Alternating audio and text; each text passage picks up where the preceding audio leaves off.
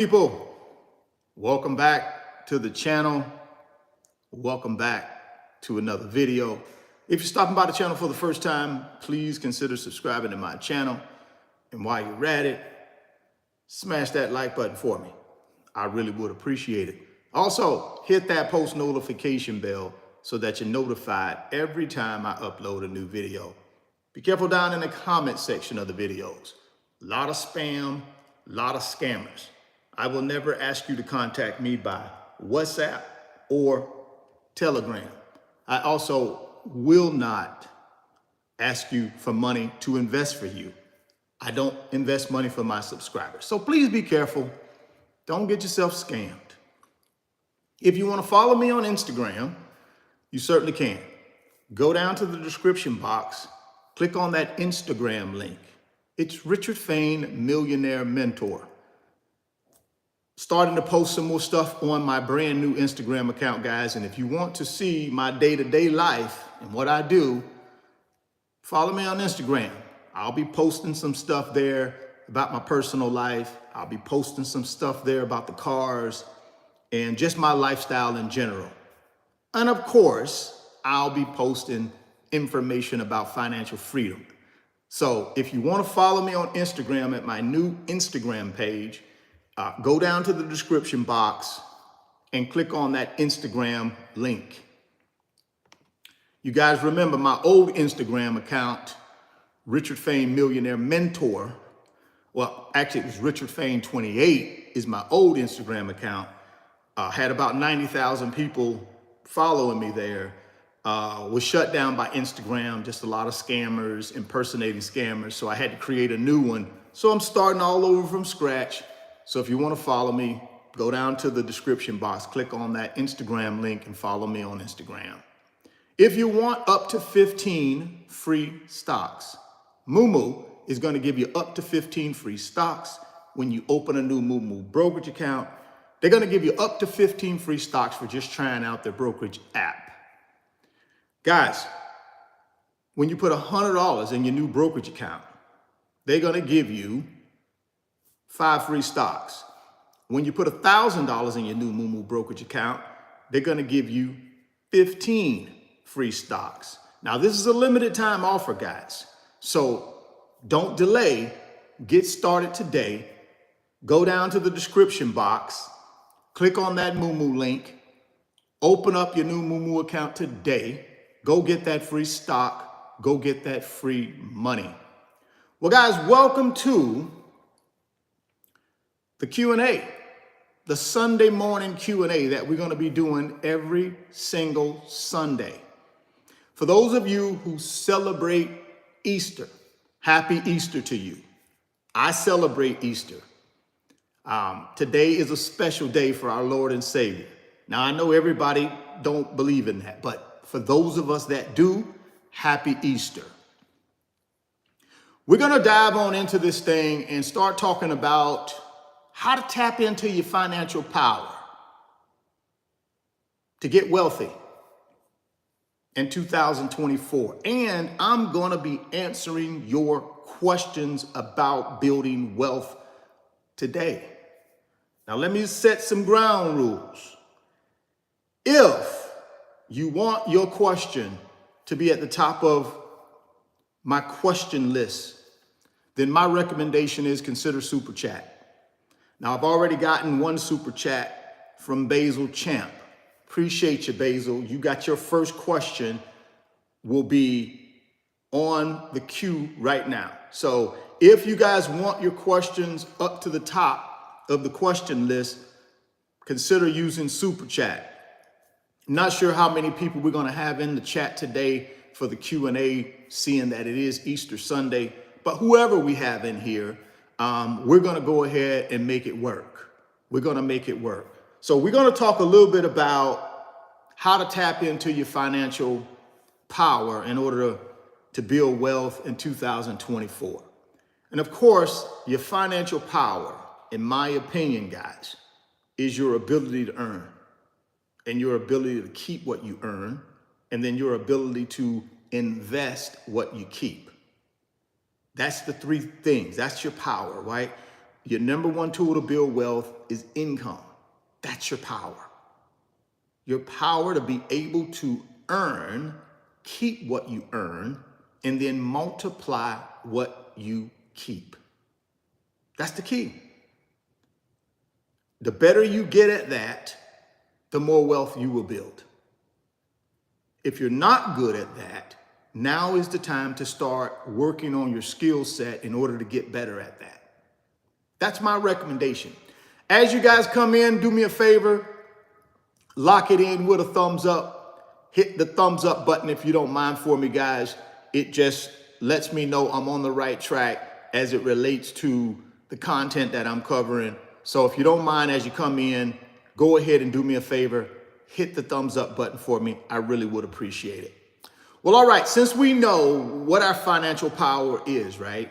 And another part of our financial power other than the income is what? What we think, right? What we think. Another part of our financial power is our attitude and our effort. See, those are the two things we can control. Our attitude and our effort are other two parts of our financial power. So the number one thing for our financial power is our income, and then what we do with that income and how we multiply that income. And then number 4 and number 5 is going to be our attitude and our effort. So those are the 5 things that I want you to think about as we go through this live stream today. And then eventually it turns into a video. But as we go into this Q&A, I want you to think about those 5 things. I want you to think about income, what I do with that income, how I multiply that income, my daily attitude, and my daily effort. Right? See, these 5 things we control. I can't control everything else out there, but those 5 things I control. I can control how much income I make. I can control what I spend my income on. I can control what I invest my income in to grow it. I can control my attitude and I control my effort. Those 5 things we control. And those are the 5 things we're going to keep going back to today when we're talking about how to tap in to your financial power and get wealthy in 2024. Well, looks like, guys, we got a few questions on Super Chat, so let's get going. The first one is from Basil. Basil, thank you, man. I appreciate you rocking with me. I know you've been a follower for a minute now, and I know anytime I do these Q&As, if you're available, you're tapping in and you're asking questions, and you're not afraid to invest in yourself. See, that's the thing here, guys. When folks are putting super chats in here and getting their questions up to the top of the question list, they're not invested in me.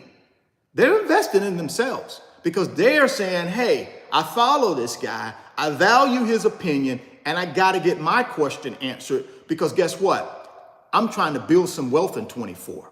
I'm trying to get somewhere. I'm not investing in him, I'm investing in me. So don't look at your super chat as you're investing in me. No, you're not investing in me, you're investing in yourself. So let's start with Basil's question.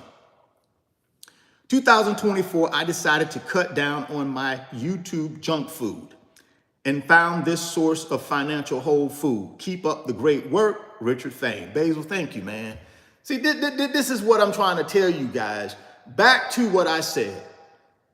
Effort, right, and attitude. You can tell what type of attitude Basil has, right? You can tell he has an attitude of, you know something, I'm trying to get this thing done. I'm not on YouTube looking for entertainment. I'm not looking for entertainment and all these false promises that I see on YouTube from a lot of people. I'm actually trying to find somebody who's down to earth, who I can connect with and build wealth. Thank you, Basil. I appreciate you, man. Keep rocking with me. I'm gonna keep giving you this financial food that will help you get to where you want to be at some point in the near future. So I appreciate you. Now let's move on to the second super chat, which is by BB Love. BB Love, appreciate the super chat. Thank you so much. What are your thoughts on Airbnb being a first-time rental property, possibly in Ocean City, Maryland? Here's the thing.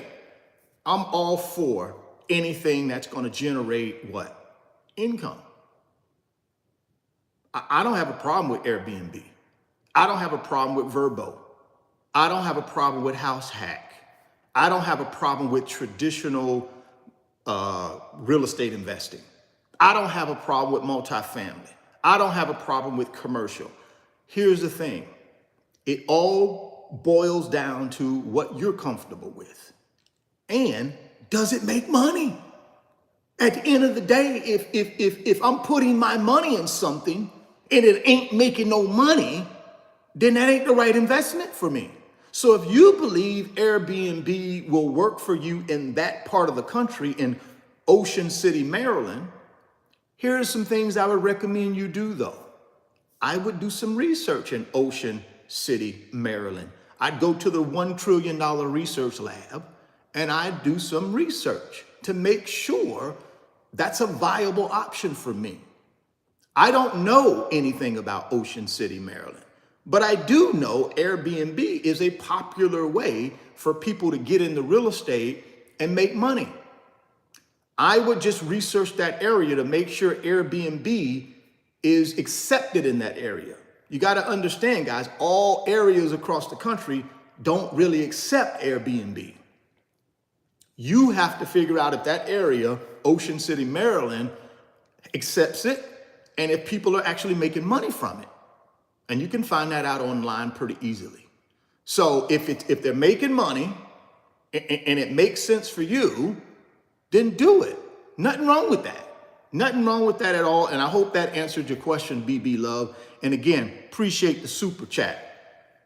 And that's the thing, guys. When we think about building wealth, when we're thinking about, what we need to do, it's all about assets that actually generate income. I don't care. Listen, whatever you do to generate income, as long as it's positive cash flow, it's an asset. Oh, I got 3 cars and I tour all them and I'm making good. Perfect. I don't care if you got a loan for the 3 cars, as long as the income is greater than the expense, you're in good shape. Whatever you want to do, as long as the income is greater than the expense. The problem a lot of people get into is they start businesses or they start side hustles and they pour a bunch of money into it, but it don't create no money.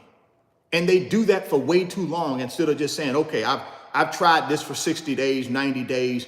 It's just not working. Let me move on to the next thing. A lot of people just prolong it. And then before you know it, you done went out and got a business line of credit. You done put $50,000 into something that don't even make no income. Got to be careful of that, guys.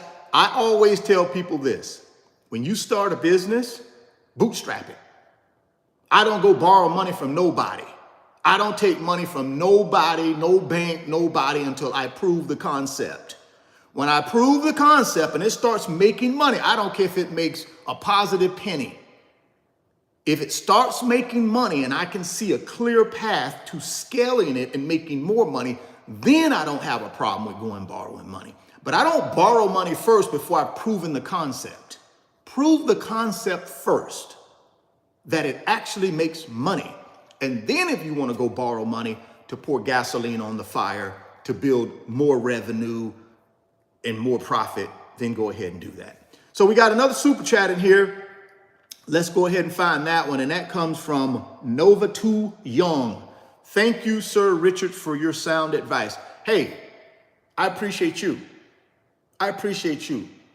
I'm living the life that I want to live, and I'm helping people. So I owe that all to you guys for showing up and showing out, right?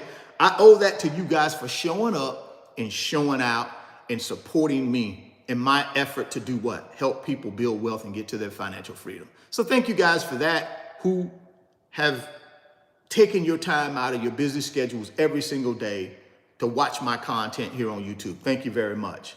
So back to these 5 things we started with. Income, right? What we do with that income, right?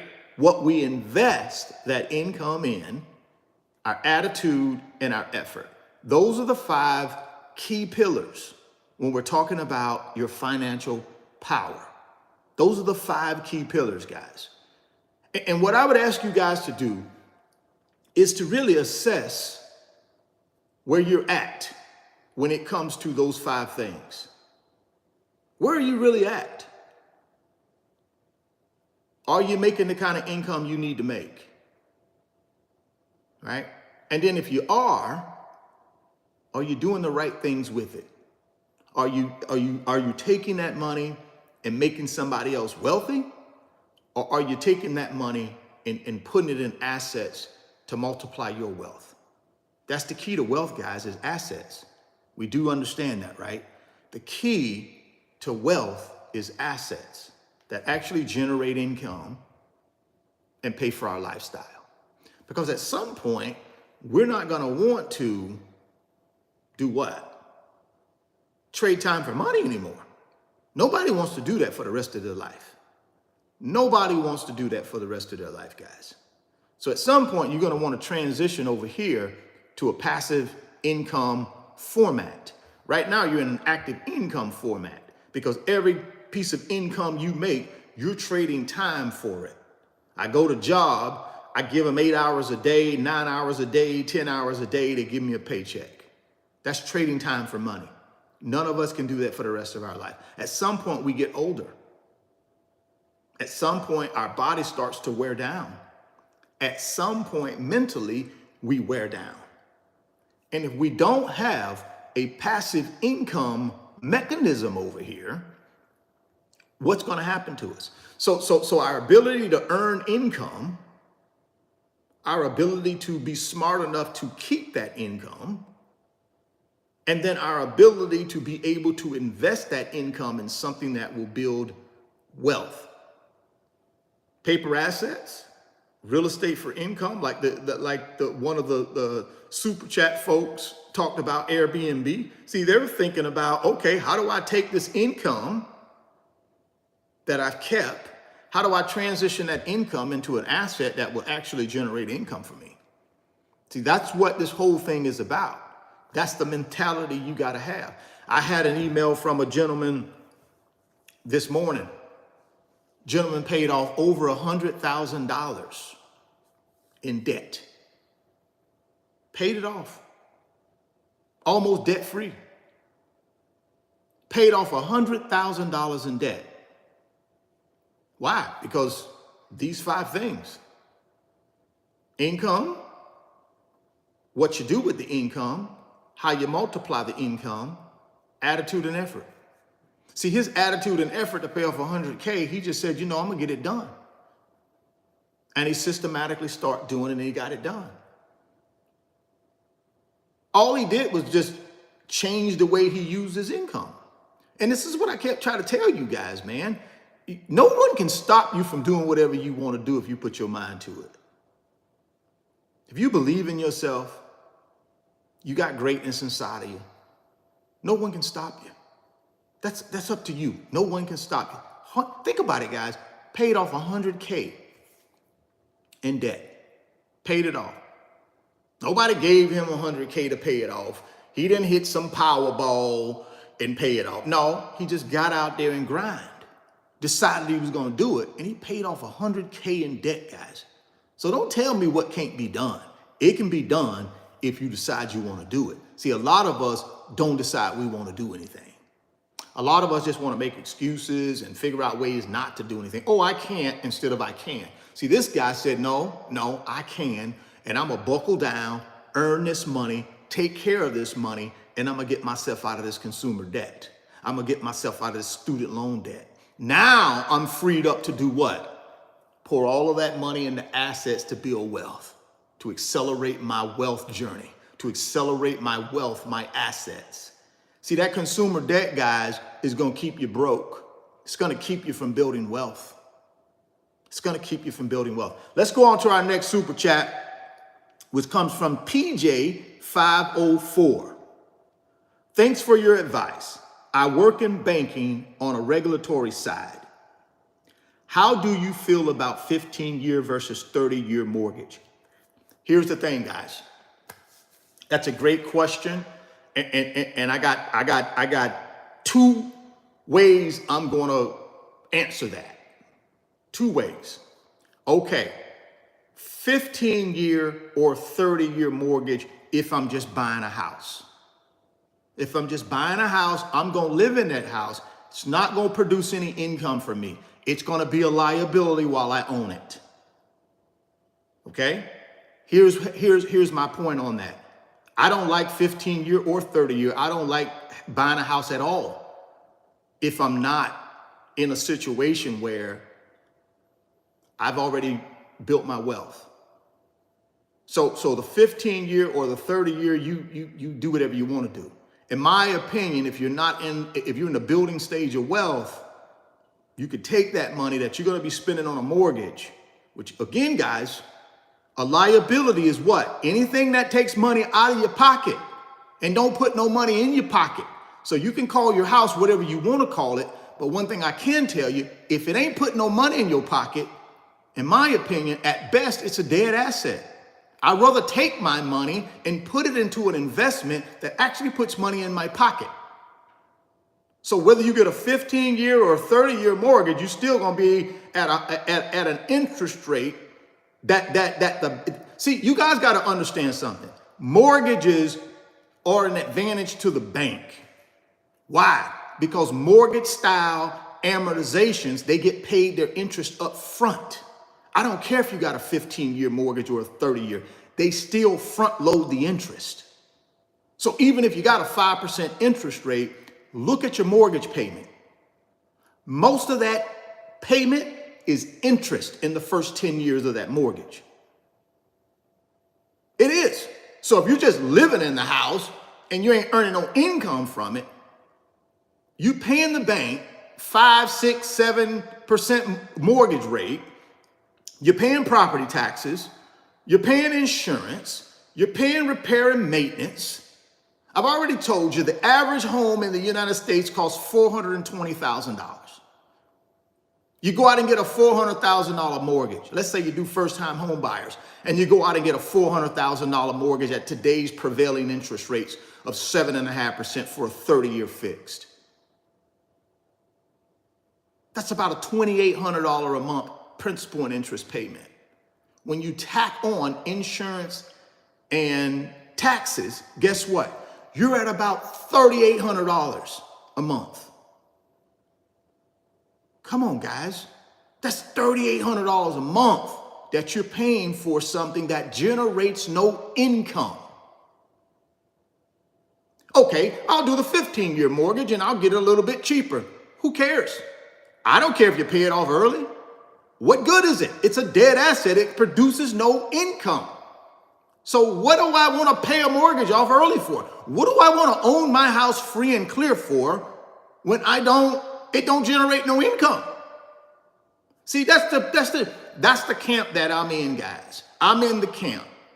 Why in the world do I want to own something free and clear that don't produce no income when I'm not in the enjoyment stage of wealth? I'm in the building stage of wealth.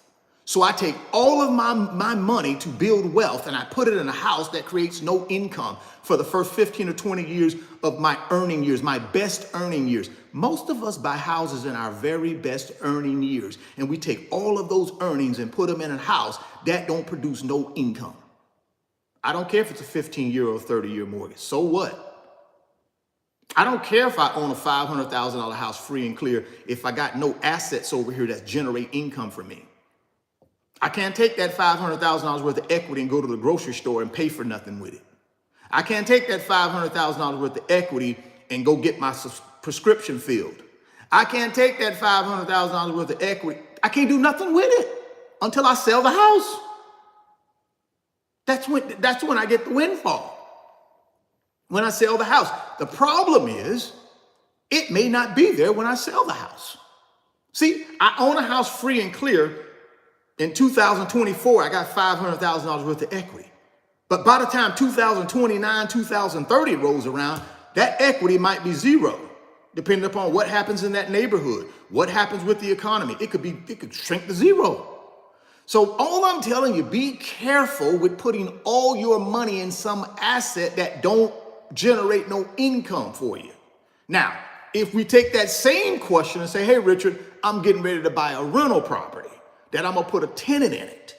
Should I get a 15-year or a 30-year? Guess what I'm gonna ask you? What's your long-term objective with these houses that you're buying? What's the long-term objective?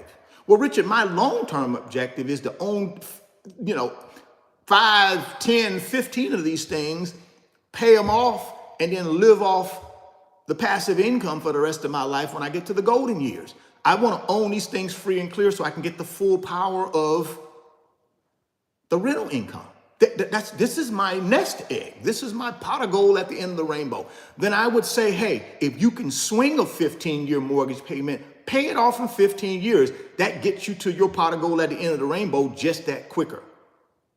But if you're asking me that over something that ain't finna produce no income, nah, I'd rather take that money at $3,800, give a couple thousand to rent a place, take the $1,800 that's left, put it in me something like an S&P 500 for the next 10 years, $1,800 a month.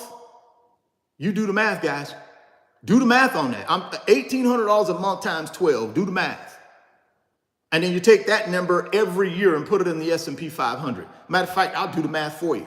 We got some time here. Let me do the math for you, right?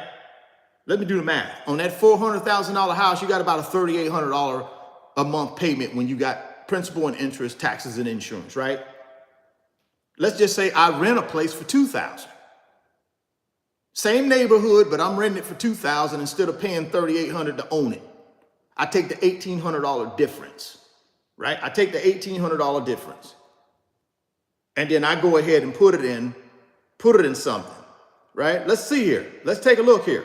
1,800 times 12. That's $21,600. $21,600, right? That's the difference now. That's the difference between renting a place and buying a place, right?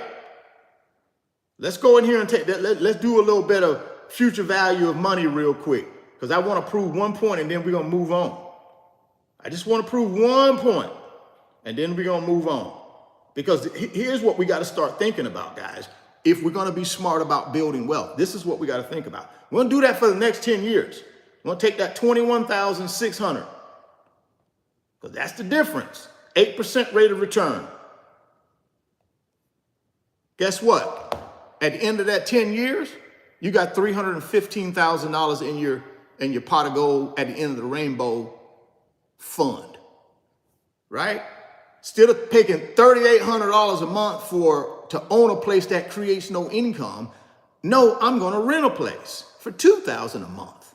Take the 18 and put it in something that'll grow it. And if I do that every month for the next 10 years, I got at minimum $315,000 in my brokerage account. Now, a lot of y'all will say, well, over that same 10 years, I could get, $300,000 increase in equity. Maybe, but maybe not. It doesn't really matter because it generates no income. The $300,000 is going to generate income for me. So that's my position. If it's a rental property and you can swing the 15-year and your goal at the end of the day is to create passive income real estate portfolio and you want to pay off all the mortgages, do the 15-year, pay them off as quick as you can so you can get the full power of the rental income and not have to worry about the bank payment. If I'm buying a house, I don't really care it doesn't matter. Pay it off early, pay it off later, who cares? It's a depreciating asset. It's not a depreciating asset. It's just an asset that doesn't generate any income. It will appreciate in value if it's in the right location. The problem is you can't take any of that appreciation until you sell the property. And we don't know when we sell the property 10 years from now if the equity will still be there. It depends on whatever the economy says, right? It just depends on where the housing market is at the time. Maybe, maybe not, who knows? But over that 10 years that I own that house, you got to calculate how much money you're going to spend, right? You got to calculate that. So be careful with that. Hopefully that answers your question. Let's keep moving here. Let's keep moving. I know we had another super chat somewhere in here. Let me find it. Hopefully that answered your question. I'm just of the belief, guys. See, when I started buying real estate, guys, when I was 26 years old, my goal was never to buy a house and live in it and think, okay, this is, no. Every house that I bought back then, one thing was in my mind. It'll be a rental property. It'll be a rental property. It'll be a rental property. In 2 years, rental property. 2 years, rental. Every one that I bought like that, they were rental properties. They were rental properties. I might have lived in them for a year, but the methodology I had in my head was they're going to be rental properties. And the reason I lived in them for a couple of years is so that I get the best mortgage rates. And then I just converted it to a rental property. I did that every 2 years just to convert it to a rental. So it was never my mentality, oh, I want to own this house free and clear, because when I'm 45 years old, I just want to be able to tell people I own my house free and clear. But I'm dead broke over here. I got no assets other than this house. No, I said, I don't care if I ever own it free and clear. I don't want to own it free and clear. I want to use 5-to-1 leverage. I want to go do OPM. I want to put 20% of my money in and go get 80% of the money from somebody else like the bank, but I own 100% of the property and get the 100% of the rental income. That's what I wanted. So it depends on what you're trying to get accomplished with the 15-year mortgage or the 30-year mortgage. For me, on this side of home ownership with no income being generated, I just wouldn't, I don't recommend that. On this side, if you want to buy and you want a 15 or a 30 year, but it's going to be a rental property and you're going to use those rental properties for the rest of your life to generate income, then I say if you can afford, the cash flow can support the 15-year mortgage so you can be out of that thing in 15, do it. Do it if the cash flow supports it. So hopefully that answered your question, PJ. Now let's move on. We got another super chat from Ladies Love Cool C. Appreciate the super chat. It says, hey, Mr. Richard, I just started doing DoorDash on the side. Would it be good to invest those earnings from DoorDash into individuals or index funds? Y'all know I'm a big passive income investor as opposed to an active income. I'm a passive investor more than an active investor. So if I'm picking individual stocks, that's an active investor. I got to pick winners and losers. I got to know everything about these companies. I'm on the hook. If I'm a passive investor, then I'm not the expert. The index fund or the ETF is the expert, right? So I don't want to be the expert in my overall portfolio. I want 80% of my money that I invest. I don't want to be the expert. That's why I put 80% of the money I invest into ETFs and index funds. I let them be the expert. They have the proven track record. They have all the resources.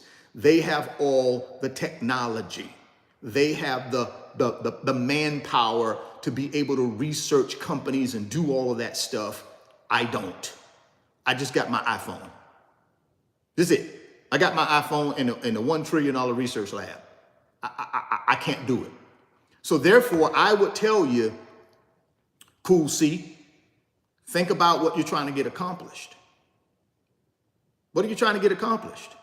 And what gives you the best opportunity financially to accomplish that? You picking individual stocks, or you leaning and hanging your hat on something like an S&P 500 ETF that tracks the S&P 500 index, which has a proven track record over 90 years of multiplying money. Do you have a proven track record over 90 years of multiplying money, or does the S&P? Which one would you choose? You with your knowledge bank, or S&P with its knowledge bank and its history? You over here with no history of multiplying money or history of multiplying money. You make the choice. Personally, I'm going with the S&P 500 over myself, because I don't have a long enough history of multiplying money on my own, doing my own research, picking winners and losers. I I can't outperform the S&P. So S&P 500, whereas where I would be putting my DoorDash money.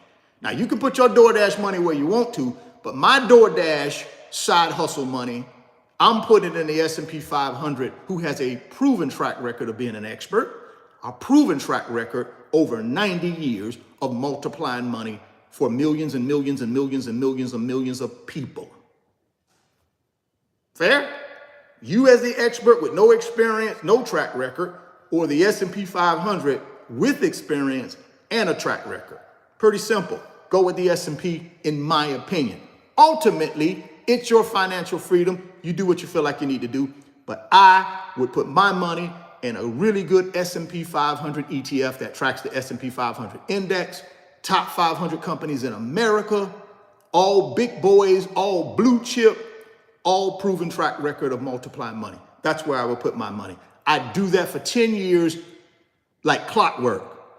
Every single month, like clockwork, I would put my money in there. And in 10 years, I believe your money be worth more in 10 years than it is today. Your money is worth more in 10 years by doing that than you trying to pick them yourself. You trying to pick them yourself. So hopefully that answers your question, Cool C. And I appreciate you, man. Appreciate you rocking with me. Appreciate the super chat. Now let's move on. We got another super chat. Again, guys, if you want your questions bubbled up to the top of the food chain when it comes to questions, super chat, in my opinion, is the way you want to think about doing that so that you can get your question answered. It's not an investment in me. It's an investment in yourself. So let's go ahead. We got something from Fire Guy. Thank you, Richard, for your continuous financial guidance. You are the financial big brother I never had. Thank you, Fire Guy. I appreciate you investing in yourself. And I also appreciate you rocking with me. I appreciate that. I'm on here every day, guys, with one sole purpose: to provide you with financial nuggets and tips, to give you financial breadcrumbs that you can follow to get to your financial freedom. So appreciate you, Fire Guy. Thank you very much. We got another super chat coming in from Tahir. I'm sorry if I'm pronouncing that wrong, Tahir Jones. And here's the question. Was the NFL scripted and rigged? Also, what was the dumbest purchase you ever made in your life? Here's the thing, guys. The NFL, when I played, was a different league than it is today, right? It was a different league. Back then, it was a gladiator sport. You're talking about early 90s. There wasn't no protecting the quarterback. There wasn't no, oh, you couldn't touch the wide receivers when they're 3, 4, 5 yards down the field. Wasn't none of that crap. It was a gladiator sport back then. You did whatever you wanted to do to win. It was a gladiator sport. So it's much different in today's environment, because you got to understand, anytime you have mainstream media that gets involved, and it's billions and billions and billions of dollars at stake to get eyeballs on your sport, they're going to make the sport friendly to watch. People come to football games and they watch football games for what? People scoring touchdowns. That's what people want to see. That's the excitement that they look for. They don't want to see a game that's 3-3, 6-3, 10-3. They want to see big scoring games with people catching touchdowns and running touchdowns and all that stuff. So the game has changed. It's entertainment now. It's entertainment. Just like in NBA, it's just entertainment. I can't even watch an NBA game because it's not even competition. They just open up the lane and let them go dunk. Same with football. That's what's happening to football, in my opinion. But it's still a great sport, but it's not the sport that I played back in the early 90s. We were gladiators back then, right? Now, the second part of your question is, what is the dumbest purchase you ever made in your life? Good question. Dumbest purchase I ever made in my life. That's a good one. And some of y'all may think this is like the biggest purchase that I made that I probably shouldn't have made was when I bought the Ferrari. Honestly, I bought the Ferrari in 2017. I was on YouTube, but I wasn't doing financial content. I was just doing my little car content. And I paid a lot of money for that car. Now, did I have the money? Yes. I had built assets. I was in the enjoyment stage of wealth. I said, you know something, I'm gonna treat myself. But when I look back on it, even though I got a lot of personal enjoyment out of it, I could have done so much more with that money. When I look at the total investment that I put into that car and what I paid for it, I could have taken that money and done something else on the investment side that probably would have gotten me a lot closer to my piece of land in the Caribbean Ocean. Yeah, I could have probably, so to me, that's probably, even though I got personal enjoyment out of it, it still was probably the dumbest decision that I ever made. Do I regret it? No, I don't regret it because I enjoyed that car and it helped me build this YouTube channel. But when I look at it, pure dollars, I should have taken that money and I should have invested it in something else that actually would have gotten me further along. So that to me probably was the dumbest thing that I purchased. That I probably missed some wealth, but I did get, like I said, I did get personal enjoyment out of it. But that's probably the dumbest one for me. That doesn't mean, guys, you can't go out and enjoy your life. What I'm trying to tell you there is, make sure when you buy something, you understand the cost associated with buying that as opposed to taking that and putting it in something that could actually build wealth.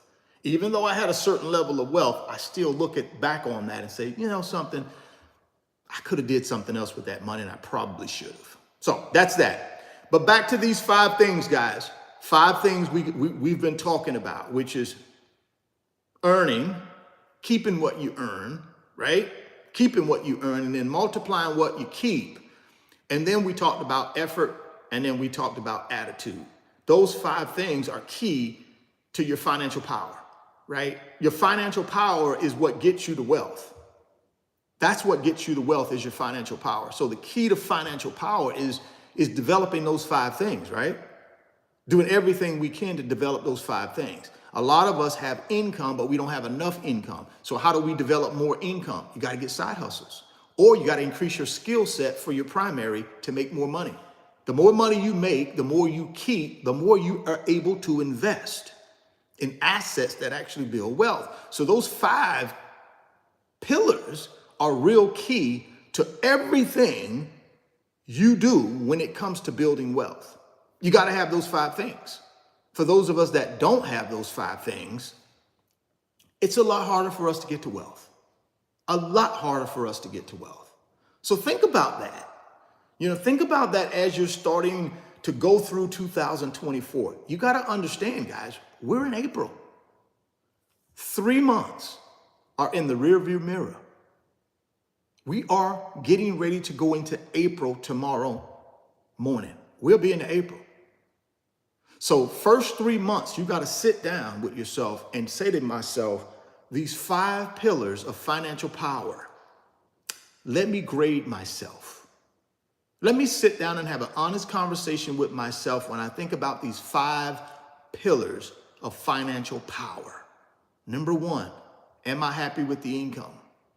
Number 2, what have I done over the last 90 days with my income? Have I taken it to make other people wealthy, or have I taken it and made me wealthy? Number 3, how am I multiplying that money? Have I opened my Moo account? Have I put money in my Moo account? And am I taking advantage of the S&P 500 ETFs? Am I taking advantage of the information technology ETFs? Am I taking advantage of the Magnificent 7? Am I doing my part to build my wealth? You got to give yourself a grade, guys. It's not good enough to just keep what you earn, but you don't multiply it. What good is that? Oh, I'm scared. I don't know enough. What do you need to know? I mean, I've given you the information on the S&P 500. Go out to the $1 trillion research lab and look at it for yourself. It's proven. It's not because I say it's proven. Historically, it's proven. The last 10 years, you got a 12% rate of return on the S&P 500 index. Now, those three things, and then you got to say to yourself, okay, my effort and my attitude. How would I grade myself over the first 90 days when it comes to my effort and my attitude? How would I grade myself? How would I grade myself over these first 90 days of 2024? You do know in the first 90 days of 2024, the S&P 500 is over a 10% rate of return. First 90 days. So in January, when I've been telling you guys, hey, consider the S&P 500. Here are my 3 big boy blue chip paper assets I'm buying. Here they are. I'm telling you what I'm buying for free. You ain't got to copy my plan, but you can. Now, had you copied my plan, you'd be up 10% right now in the S&P on your money. That's all I'm saying, guys. See, here's the deal. You can wait for the crash, like this propaganda you hear. Oh, the crash is coming. Just wait. Keep waiting. You already missed the first 90 days. You could have 10%. You could have got a 10% return on your money. You already missed that. That's gone. Think about the Mag 7. First 90 days. Let's take a look at the Mag 7 first 90 days if I can find it in here. Let's see what the Mag 7 has done in the first 90 days of 2024. Mag 7. Just let me walk you guys through what I'm talking about here.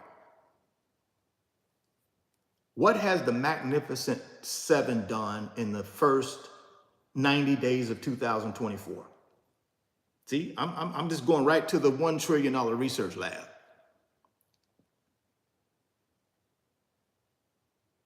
I'm just going to the $1 trillion research lab, and let's just see what it's done. Because I believe, here's one thing it's done. It only added those 7 stocks. It's only added about $250 billion to its market value. Yeah, $250 billion it's added to its market value just in the first 90 days. $250 billion. $250 billion. First 90 days of 2024 added to its market value. I don't know, guys. You help me out here. Somebody help me out here. I don't know what we're waiting on when it's time to multiply this money. It's just, we got to understand what's happening here. We can sit on the sideline and wait, or we can get ourselves in the game, right? Sit on the sideline and wait, or get ourselves in the game. It's up to you. It's up to you. I've outlined the 3 big boy blue chip paper assets I'm buying. I'm up. What do? Every single day I'm in the market. I take $100 to $300 a day. $100 to $300 a day, guys. And I'm buying. I also have a monthly amount of money that I put in every single month. So every day, every month, 365 days a year, I'm in the market. I'm in the market. Why am I doing that for the next 10 years? Because I believe the money that I put in today is going to be worth more in 10 years. I don't worry about no crashes. I don't worry about none of that. Guess what? If it does crash, guess what I do? I buy more. I just buy more. If the S&P 500 ETF SPLG goes from $60 a share down to $50 a share, guess what I do? I buy more. Well, Richard, why would you buy more if it's going down? Because you build your real wealth in the red days. That's where I'm going to build. You think it's not going to go back to 60? History says it will. So if I can buy it $10 cheaper than it typically trades for, why wouldn't I buy more? Knowing that temporarily it's down at $50 a share, but it's going back at some point in the future. I just picked up $10 worth of net worth per share. Oh, Tesla's trading at 160, 165, 175. It's going down, down, and down. Why should I buy it? Well, I don't know, because just a year ago, it was trading at almost $300 a share. If I can buy it for 160 a share, I don't know. Maybe it goes back to 300 at some point. I just made what? $140 per share. See, that's how I build wealth, guys. I don't worry about what people say about the market. I hope it goes down. I'm just going to buy all of SPLG, FTEC, MAG 7. I'm just going to buy them all at a discount then. And I'm going to just hold them for 10 years. They're going back up. It has to. Why? Because that's where Warren Buffett keeps his money. That's where Robert Smith keeps his money. That's where Jeff Bezos keeps his money. That's where Mark Zuckerberg keeps his money. That's where the CEO of NVIDIA keeps his money. All your billionaires, that's where they keep. That's where the Walton family keeps their money. Why wouldn't I keep my money there? These people billionaires. What do they know? I don't know. I don't know. Maybe I follow a billionaire. Be a billionaire. But not us. Not a lot of us. We don't want to follow the billionaire. We'll listen to some knucklehead on CNN. Well, we'll listen to that knucklehead on CNN, but we won't follow a billionaire when they stay in the money. We won't do it. We just follow this knucklehead. This knucklehead on YouTube says, no, it's going to crash, so I'm going to stay out. But yet and still, you got Buffett still in there. You got Bezos still in there. You got Robert Smith, who's a black billionaire. He's still in there. Guarantee you Michael Jordan's still in there. He's a billionaire. Guarantee you Oprah Winfrey, I guarantee you she got money in there. She a billionaire. Come on, guys. This ain't rocket science. Right? It's not. Billionaires keep their money in paper assets. They keep their money in businesses. They keep their money in real estate. That's where billionaires keep their money. Why you and I can't do that? No. Somebody told me I need to buy a whole life policy and put my money in a whole life policy, and that's where I'm going to build my wealth in this whole life policy. How in the hell can a whole life policy outperform the S&P 500? See, this is the crap we listen to. We listen to somebody that says, oh yeah, you need a whole life policy, and guess what? You never pay taxes. You're going to... Listen, guys, you think the IRS that stupid? Do you really think the IRS that stupid where people are going to just put all this money in a UIL or whatever the hell they call it, these whole life policies? You think the IRS that stupid? Oh yeah, just put it in here. You'll never pay taxes on it anymore. You think the IRS that stupid? Come on, guys. Y'all know better than this. Y'all know better than this. You know why people pitch that crap? They pitch it because they get a big old gigantic commission as soon as you sign on the dotted line. That's where they make the money. See, they don't make their money on term policies. You make no money on term policies. But guess what? You get the same death benefit. What is insurance really for? To protect your loved ones in the event your income disappeared. That's what insurance is for. To give you a lump sum of money to replace your loved one's money that disappeared if they passed on. That's what insurance is for. It was never there to build some, oh golly, I'm gonna build this big old nest egg and I'll never pay taxes. It was never meant for that. But see, we introduced that because that's a money maker for the insurance companies and a lot of the insurance agents that sell them. It's a money maker, and I ain't knocking them. I know they eat what they kill. I'm not saying you ain't got to buy a whole life policy. Buy whatever you want to buy. But I'm just telling you, a lot of us invest our money in the wrong things. That's all I'm saying. Let's move on. We got another super chat here. Like I said, guys, if you want your questions locked in and answered, super chat is what I would recommend that you think about, because these are the ones that get to the top of the queue. Let me see here. I know I had one. Oh, here we go. Skip Markey. I don't know if I pronounced that right. Skid Markey. Appreciate the super chat, man. Thank you. Good morning, Mr. Fame. I love your channel. I've applied your financial tips to my life and I'll be retiring next year. Thank you very much. Man, that is so good to hear, guys. Now, this is someone that rocks with the channel, has taken some of these financial nuggets and tips. I've applied them to his financial or her financial life. I'm not sure if it's a man or a female. But check this out. Getting ready to retire. Isn't that nice, being able to be at financial freedom and be able to do the things that you want to do? That's amazing. I love that. Absolutely. Love it, love it, love it, love it. Love it, love it, love it. Thank you so much for sharing that with us. I really appreciate you. I really appreciate you. Thank you for sharing that. We got another super chat from Corvette Girl. Long-term health care, your thoughts. That's a good one, guys. That's a good one. That's a good one. Long-term health care, that's a good one. Do I believe in that? I do believe in that as a way to protect your assets so that you can pass on some legacy to your loved ones. But here's the thing. Here's the thing. We also got to understand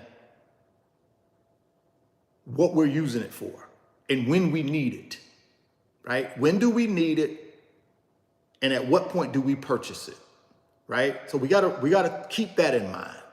We also got to look at our financial situation and say to ourselves, okay, do I have loved ones or children that will take care of me when I get to my old age?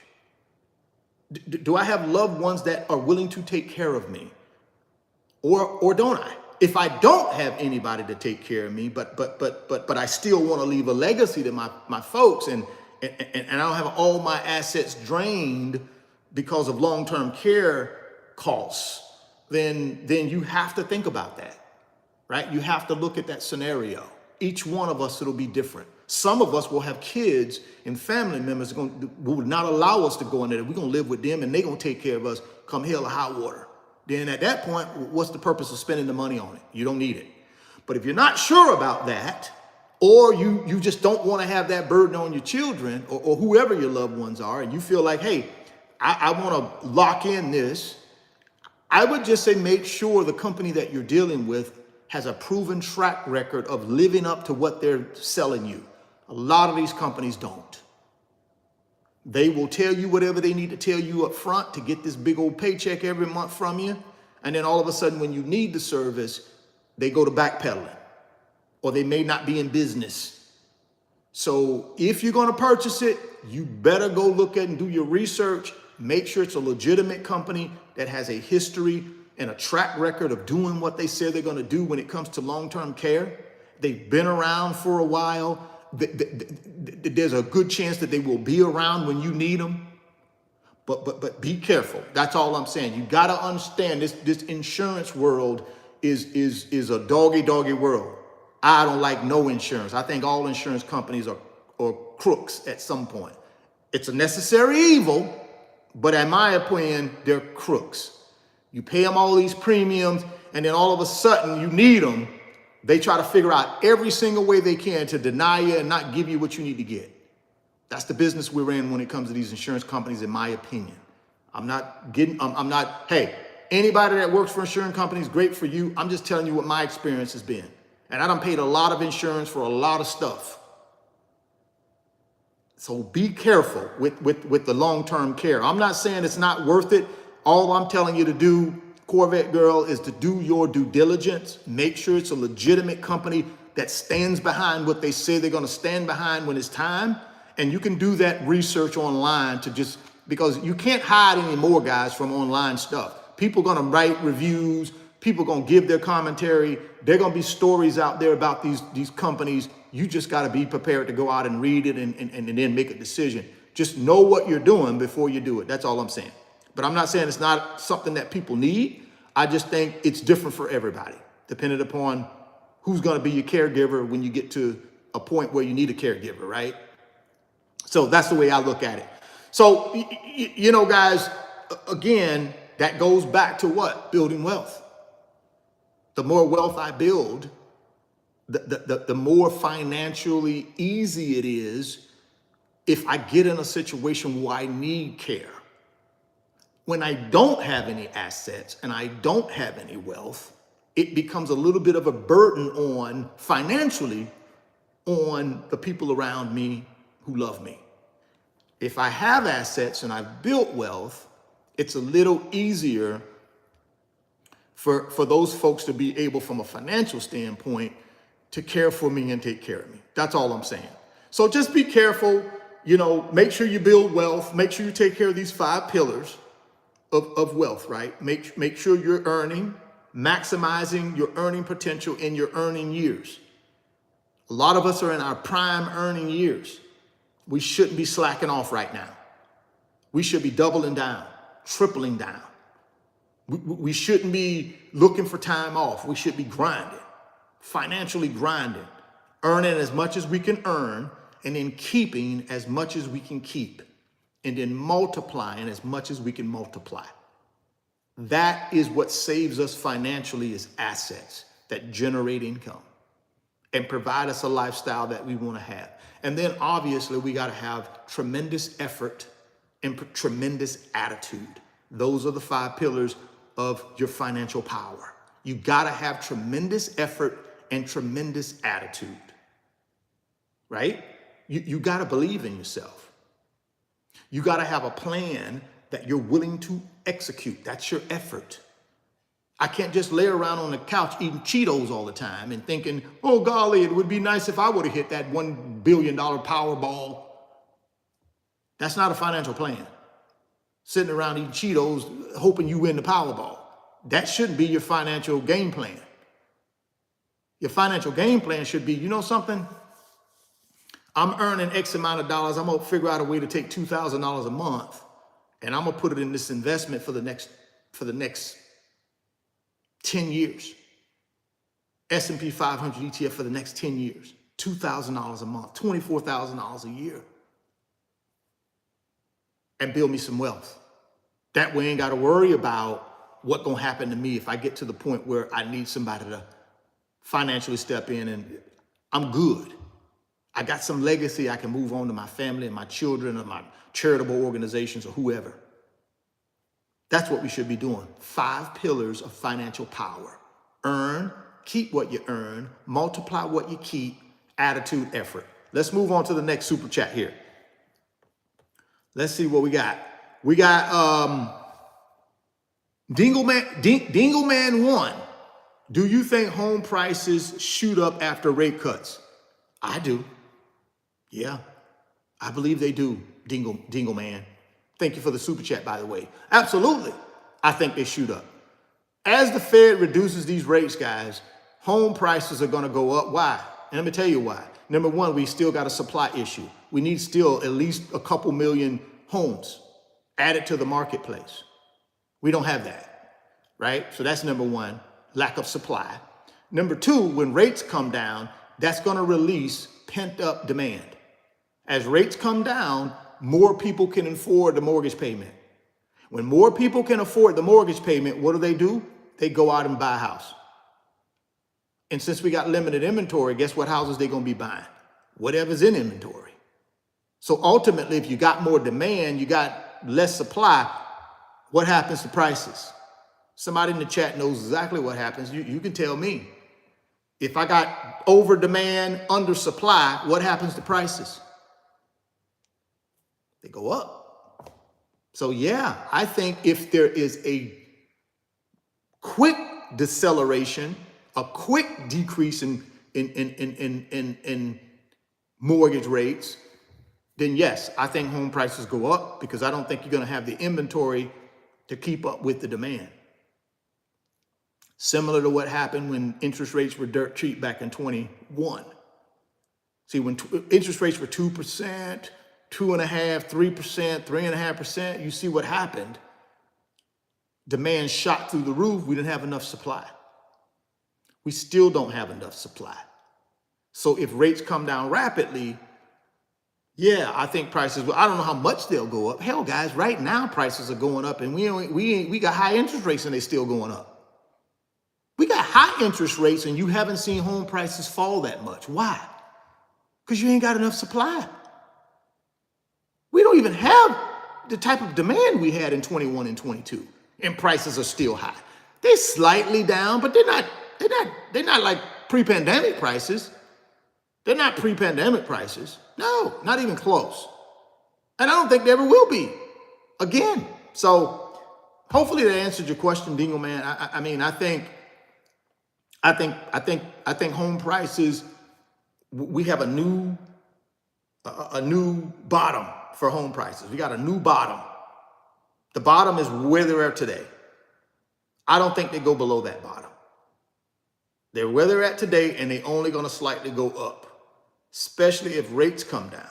Let's say I don't know what are rates today, 7%, something like that. If rates go down to 5% at any time in this near future, forget about it. Forget about it.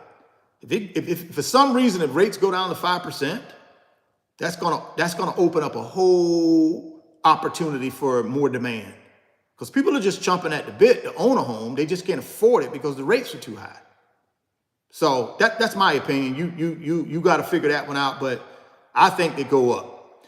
We got another super chat from Raymond Beatty. Raymond, appreciate you, man. Thank you for the super chat. I appreciate you very much for rocking with me and giving me the super chat. Thank you. I appreciate it. Let's see what else we got in here. And then we're going to go ahead and keep moving here. Q&A. Let's see. Yep. I believe that.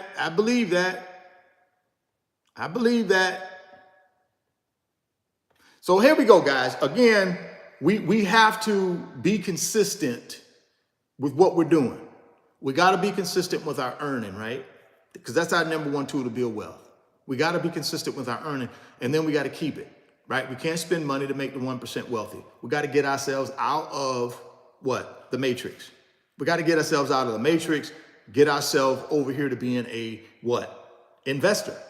See, a lot of us spend a lot of time over here being a consumer, but we don't spend very much time being a producer / investor. And that's where we got to transition ourselves to if we're going to build wealth. We got 9 months left.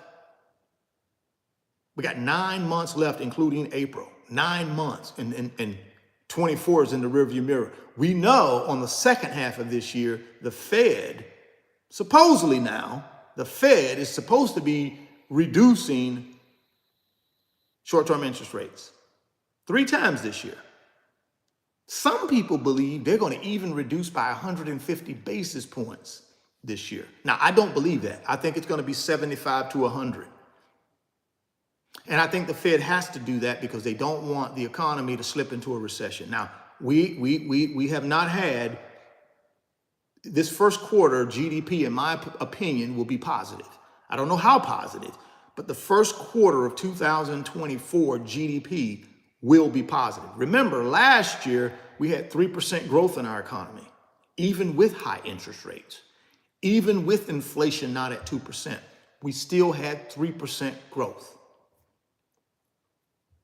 So the prediction is by the Fed that we'll have 2% growth this year. Matter of fact, 2.1%. They're also predicting that unemployment will go up to 4%. So what does that mean for the labor market? It continues to soften a little bit, right? So be prepared. You never know what might happen on your job as this labor market softens a little bit. So prepare yourself. Get yourself out here and get you some side hustles. Get you some side hustles. Get you some multiple streams of income. The comment earlier about the young man who's doing DoorDash. Now, I'm not sure if that's his primary or if that's a secondary, but I love that idea. I love that instantaneous way of making money is through DoorDash, Uber, Lyft, any of those delivery service type or any of those ride sharing services, man. If you got a car, some transportation, it's dependable, and you got downtime, why you not doing that? I don't know. I like the idea from the young lady who asked about the Airbnbs. I love that idea. If I got a big old house, I got a house, a lot of the space is not being used. Guys, if you're comfortable with it, Airbnb part of that thing. Get you some income. See, you protect yourself from any of these catastrophic financial events. You protect yourself by doing what? Having multiple streams of income. That's how you protect yourself. You gotta have multiple streams of income. Just my opinion. That's how you protect yourself. If you only have a primary income, something happens to that primary income. How will you take care of yourself? Where would your income come from? Do you have assets you would be able to lean on? Do you have an emergency fund 3 to 6 months of your expenses tucked away somewhere that you can lean on? Do you have that? Only you can answer that, guys. These are the things you need to be thinking about. Am I financially prepared for any catastrophic financial event? Am I prepared? If the answer is no, prepare yourself, because we don't know what's going to happen. We can't control that. We can't control that. Got a super chat. Appreciate the super chat, Dylan. Here's this question. What's the update with the Prime Real Estate Fund? What's the minimum investment needed to be part of it? I watch your videos every day. Keep it up. Appreciate that, Dylan. Let me give you guys just a little quick update, and then we'll get back to this. The Prime Real Estate Fund is still in the process of being formed. It requires a lot of due diligence. It requires a lot of information because it is sort of a SEC regulated investment, since it'll be multiple investors that'll be putting money into it. So it takes a while. My goal, hopefully, is to have it ready to go by May 31st, 2024. And if I can have it formed and ready to go, then at that point, we can get the offering documents out. I have a list of people who have emailed me over the last 6 months since I've been talking about it. I have a list of those people, and they're the people that I will send out that information to when it's done. But the update is it takes a little while. It's not just, oh, go set up an LLC and have people send you money. It's not that simple. It's way more complicated than that, right? So it takes a minute, but I'm still pushing forward. I'm hoping by May 31st, 2024, we'll have it done. And what the Prime Real Estate Fund is, it's going to be an investment, a real estate investment fund, where we'll be buying 1 to 4 family residential buildings in great neighborhoods. Won't be buying any commercial properties at the beginning. We'll only be buying residential 1 to 4 properties in great neighborhoods, in great communities where people have a desire to live, right? Southwest Florida, where I live, also in Colorado, in the Boulder, Colorado, Denver area is the 2 test pilot cities or states, and then we will expand it from there if need be. The goal is to have investors come in, minimum requirement, $10,000 to get into the fund, and you got a minimum of a 3 to 5 year hold on that 10,000 or more. You can put more in, but minimum 10. The goal is to produce a portfolio that's owned free and clear, no loans from the bank. It'll be owned free and clear so we can get the full power of the rental income. And the goal is obviously you get gross rental income, you pay your expenses, you got net profit. We'll take reserves out of the expenses. Well, we'll reserve in the expenses, and whatever the net profit is, the goal is to distribute that to shareholders, investors, whatever you want to call it. We do that every year. And then in 3 to 5 years, the whole thing is we'd like to turn the portfolio every 3 to 5 years, take some profits, share those with the investors, shareholders, whatever you want to call them, and then roll into more properties. And we just want to do that every 3 to 5 years. And that's a way for people to be able to participate in real estate without actually having to manage the tenants and toilets. So we'll have a professional management company doing that. They will be responsible for managing the tenants and toilets. We will just be passive investors who want to make money. That's it. So that's the Prime Real Estate Fund. I'm working on it. More to come on that one, guys, in April and in May. I'm excited about it. I think it's going to be a great opportunity for a lot of us to be able to own real estate through the Prime Real Estate Fund. But not have to worry about all the headache of owning real estate, right? All we got to do is sit back and wait for our dividend / distribution check. And then obviously every time we sell a property, we turn a property over a 3 to 5 year period, we make some upside and we just get a nice return. And now I get to add a real estate component to my overall portfolio. So I don't just have paper assets. Now I got real estate in there. And I can also have a business in there. Now I got 3 asset classes working for me, generating income for me, and getting me to my pot of gold at the end of the rainbow. So that's a quick update on the Prime Real Estate Fund. More to come on that, guys, as I go through this process. And I appreciate the question. Thank you very much for that question. And we'll go from there. Let's see what else we got here. Another super chat. Would you consider speaking at a high school?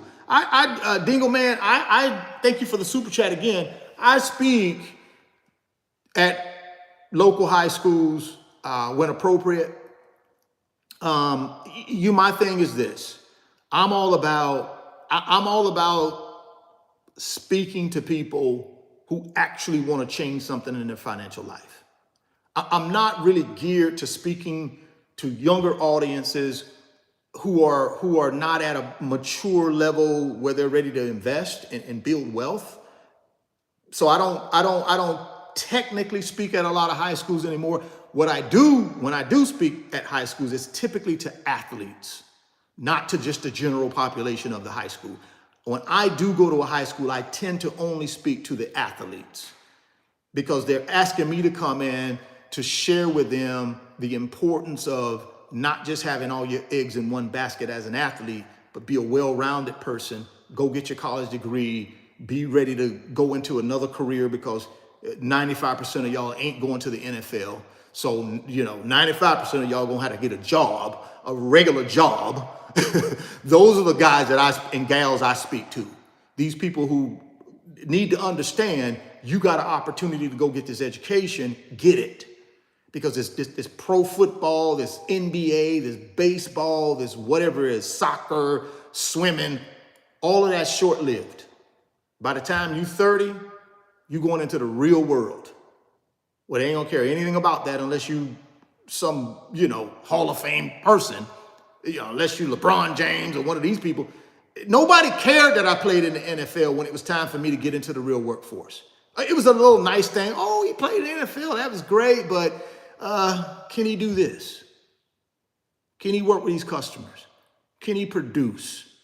See, no one cared. So I go in and speak with most kids about that.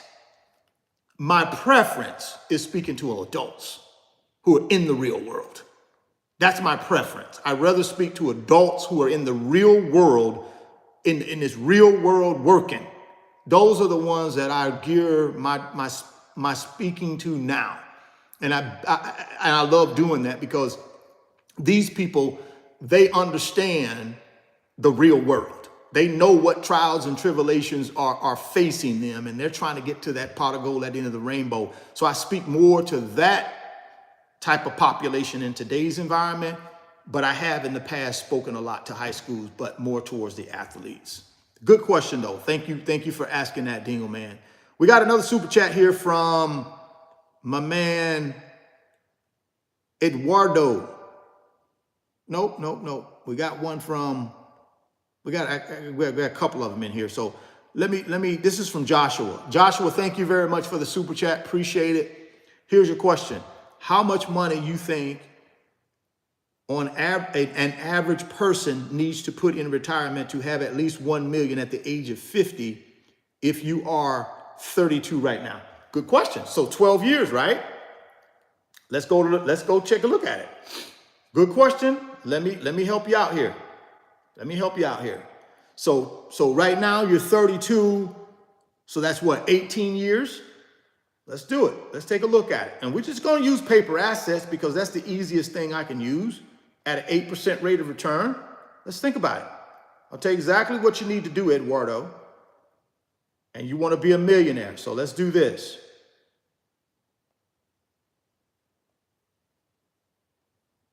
So here's the thing, Eduardo. Target date. See, here's the 3 things we got to come up with, guys, if we want to get serious about building this wealth. 3 things you got to know. Target date, target amount, target net worth. Let's take Eduardo here. I'm sorry, not Eduardo, Joshua. I apologize, Joshua. I don't know why I'm calling you Eduardo. My apologies, Joshua. Let's take Joshua here. He has 18 years before he wants to be at his pot of gold at the end of the rainbow. 18 years, because he's 32 down, 50. I got the right math on that. That's 18 years, right? So that's his target date. That's his target date. Now, target net worth to be at $1 million is what? He needs $1 million in his net worth over the next 18 years. How much money does he need to invest every single year to get there at an 8% rate of return? He needs to be about $30,000 a year. So he needs to be from 32 years old to 50. He needs to be put in at least $2,500 a month. At least $2,500 a month at an 8% rate of return in some investment that'll give him an 8% rate of return. Oh, I got one that he could potentially think about, S&P 500 ETF. That tracks the S&P 500 index. S&P 500 index over the last 90 years, 7 to 10% rate of return. Bingo. He do that for the next 18 years, $2,500 a month.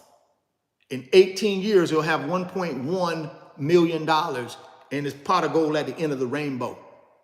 And then guess what? He takes that 1.1 mil, right? Takes the 1.1 mil, times it by 6% rate of return. He'll have $66,000 coming in every single year, pre-tax, $66,000. Now, he has to decide if that $66,000 is enough to pay for his lifestyle. If it's not enough, then guess what, guess what Joshua has to do? He has to increase his contributions to his investing every month. Let's just say he wanted $120,000 a year in passive income. Then guess what? He has to build a net worth to $2 million. $2 million at a 6% rate of return from an income standpoint is $120,000 a year. Divided by 12, there's $10,000 a month. But he has to get, now if he wanted to do that, how much would he need to invest? Let's take a look at that. Over the next 18 years, if he wanted to get to $2 million, so he could create over $120,000 a year in passive income, he'd have to be investing, let's see here. We're going to take exactly what he should be investing over the next 18 years.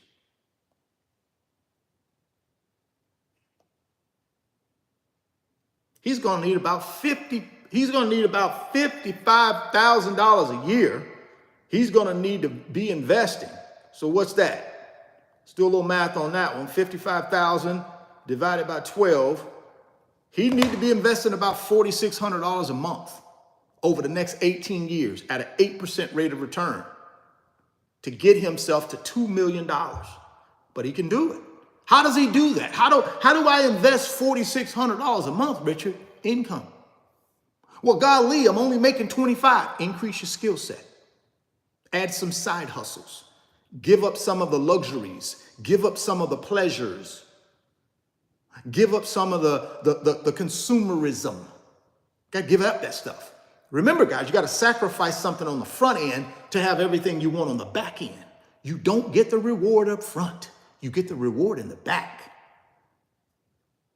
So if you really want to get to a point where by the age of 50, you walk away from all of this crap and make you $120,000 a year in passive income from your investments, which are $2 million, I gave you the secret sauce.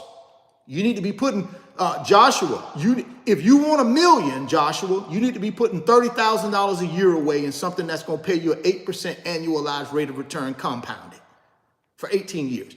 If you want $2 million, you need to do $55,000 a year or $4,600 a month. 18 years, grinding, delaying gratification, earning, keeping what you earn, multiplying what you keep, holding yourself accountable for your attitude and your effort.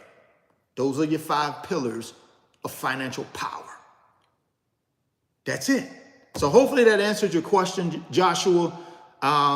It's that cut and dry, Joshua. If you take $30,000 a year and you put it into the S&P 500 for the next 18 years, history tells me you'll have $1 million in your pot of gold at the end of the rainbow. History tells me if you take $55,000 a year for the next 18 years, you'll have $2 million in your pot of gold at the end of the rainbow. Producing 120,000. Well, where do you get the 6% from, Richard? How can you guarantee 6%? I can't guarantee 6%, but what I can tell you is you can take a $2 million and go buy him a piece of real estate, maybe a 5 unit, 6 unit, 7 unit, 8 unit, and he'll get $120,000 a year in cash flow. He'll get that return. He'll get a 6% cash on cash return on that property. He can take the money and put it in AT&T stock and get 6% yield.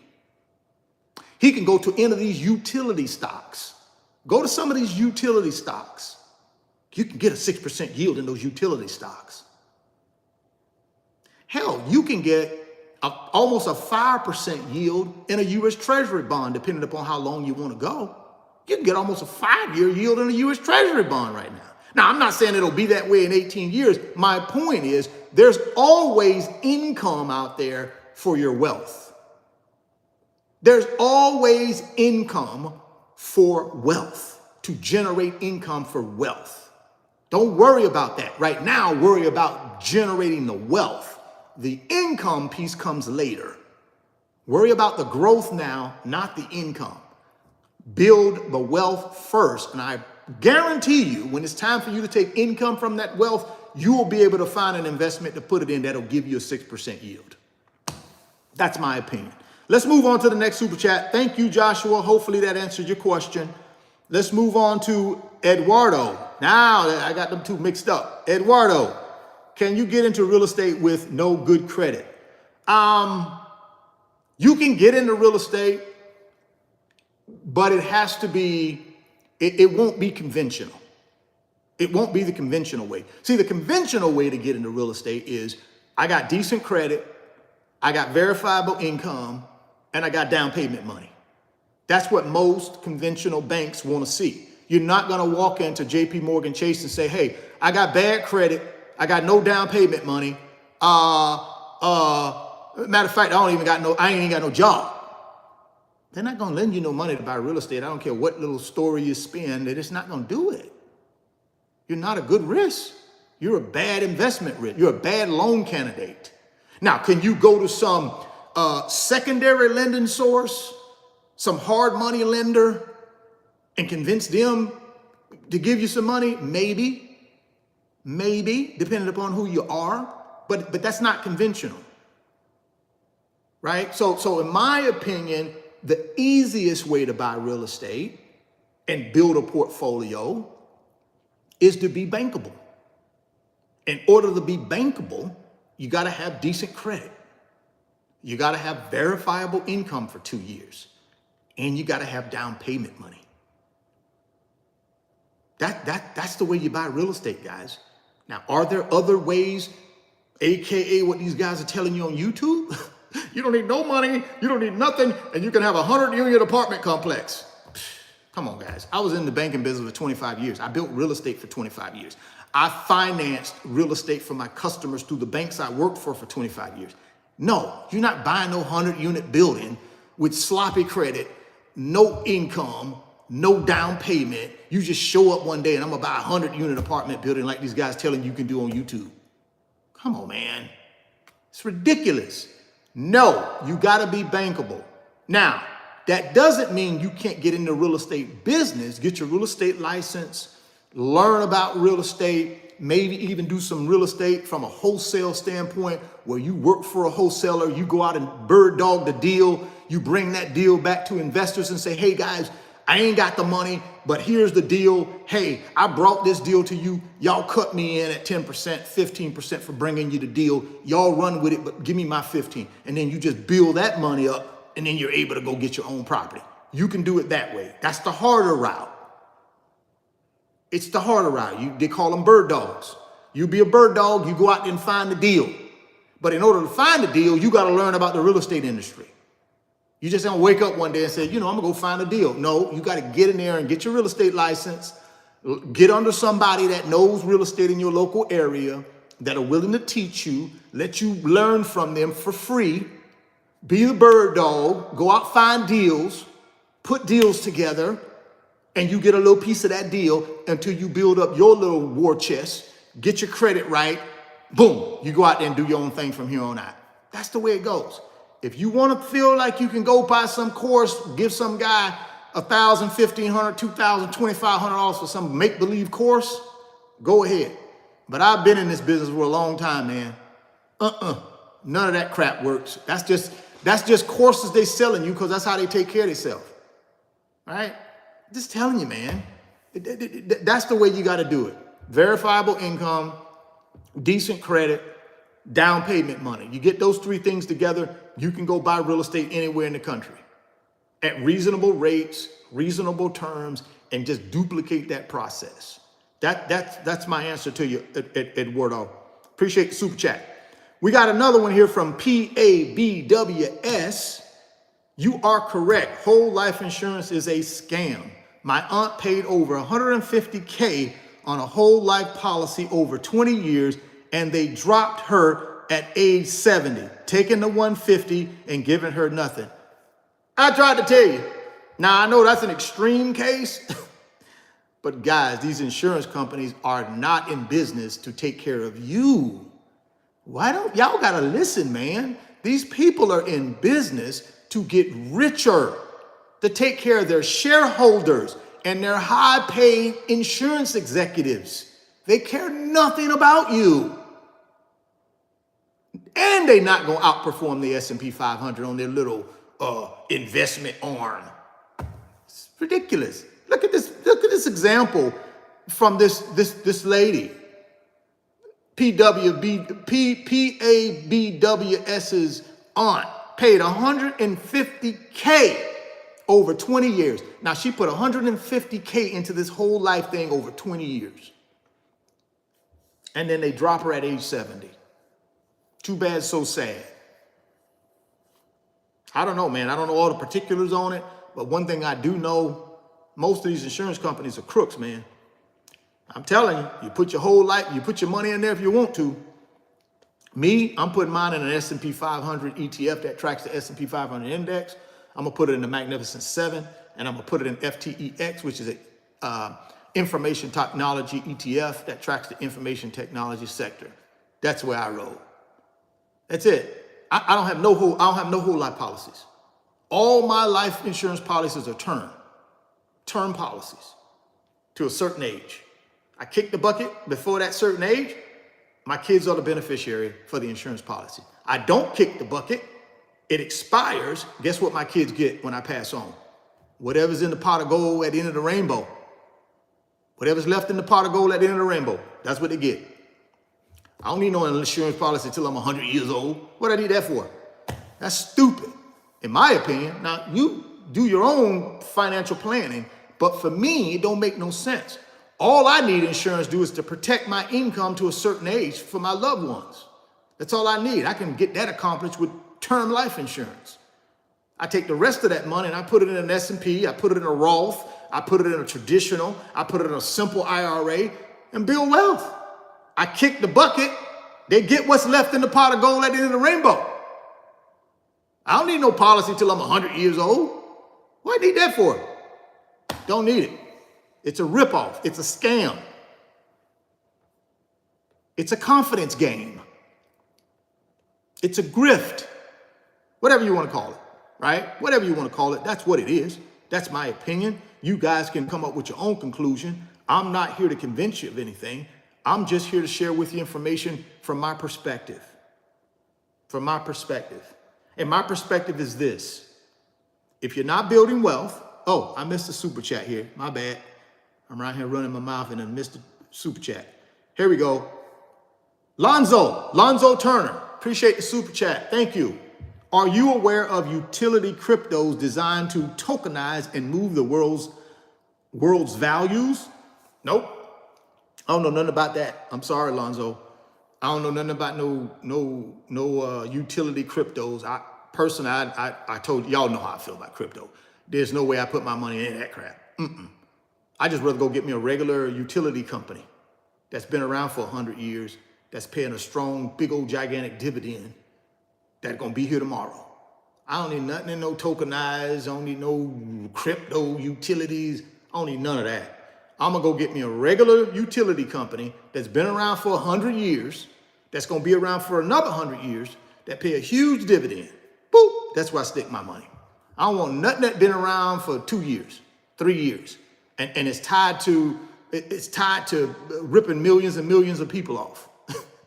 I don't want my money and nothing to do with that. Nope, I don't want nothing to do with the pump and dump crypto business. So sorry on that one, Lonzo. Do your due diligence. If that's something you're interested in, do your due diligence to get yourself over to the $1 trillion research lab and research that thing and make sure it's right for you. For me, for nobody that I'm talking to, don't recommend it. Just go get your regular utility that's been around for 100 years, that pay a big, strong dividend. They're going to be here for another 100 years. That's what I would do. And I just move on. That crypto stuff, man, I told y'all, I told y'all yesterday, these big corporations going to take over crypto. And y'all already know what these big corporations all about.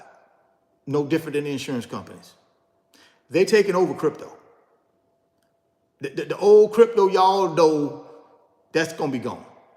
They're going to take over this crypto stuff. They setting up these crypto ETFs, all this other scammy stuff they setting up. Again, man, it's your money. You put it where you want to put it, but it won't be, mine won't be in crypto. Mine will not be in crypto. I'm going to put my money in traditional investments that I can touch, I can feel, I can see. I want to put my money in the Magnificent Seven. I can see those companies. I can touch them. I can use their products. Yeah, I can't do nothing with crypto. What can I do with crypto today? Other than pump and dump. Other than pump and dump, what can I do with crypto? Nothing. Other than pump and dump. That's all I can do with crypto today. Pump and dump. It ain't got no other purpose other than to pump and to dump. And now the corporations are getting involved, so you know what's finna happen now when they get involved. It's gonna be regulated because these corporations are now involved. Especially if these corporations, these Wall Street firms, they're gonna start putting your pension money in these crypto scams. That's what they're gonna do. Watch. BlackRock, ARK, all of them. Grayscale, at some point, they're gonna put your pension fund, your hard-earned money, in these things. Just saying, that's my opinion. I ain't knocking BlackRock, I ain't knocking ARK, I ain't knocking Grayscale. I'm sure they're wonderful companies. But personally, I don't want my money in anything that has anything to do with pump and dump and ripping millions of people off out of billions of dollars. I don't want anything to do with that. You guys figure that out for yourself. But for me, it's a no-go. 5 pillars of financial power. 5 pillars of financial power, guys. Income, right? What we do with that income, how we multiply that income, our attitude, and our effort. Those are the things that you have to evaluate yourself on in 2024. You got 9 months left, and then we'll be in 25. We know the Fed reducing rates sometime this year, probably on the back half of 24. What does that mean for us as investors? We got to position ourselves to be into the market 365 days a year. Every day you got to be in the market. That doesn't mean you got to buy every day. That means you got to have your money in assets that are in the market every day. Personally, I try and buy every day the market is open. Like I said, I put $100 to $300 every day. If I average $200 a day, that's $40,000 a year, right? Times 10 times 8. That's about $700K. Just by me taking $100 to $200. I'm sorry, $200 a day. Between 1 and 3, 200 on average. I do 200 a day. That's $40,000 a year. I do that for the next 10 years at an 8% rate of return. I'm gonna be close to $700,000 just in that little strategy. The bigger strategy is every month through dollar cost averaging. That's where I double the net worth. So I'm in there every day, guys. I'm in the rocket ship. I'm strapped in because I never know when the rocket is going to take off. A lot of y'all ain't on the rocket ship. You guys are outside the rocket ship looking and watching, being a spectator. You ain't even on the rocket ship. You standing outside down the road somewhere with your binoculars looking at the rocket ship. Looking at people get on the rocket ship, but you won't get on for some reason. You won't build wealth, guys, if you don't get on the rocket ship. We got a super chat from Kofi. Kofi, I'm retiring soon. What do you think about Obamacare? Well, I think there will always be some form of Obamacare because we got 45, 50 million people in this country that are uninsured when it comes to health care. And we got an aging population of baby boomers. We got 45 to 50 million people who got no insurance, no health insurance. So I think you got to have something. I don't know what Obamacare will morph into down the road. Who knows? But I think there are enough lawmakers who support that because if they didn't, it would have been overturned in 2016 to 2020 when the last Republican president was in office. It would have been overturned then. And it wasn't. Because I think you got both sides of the aisle see some merit in it.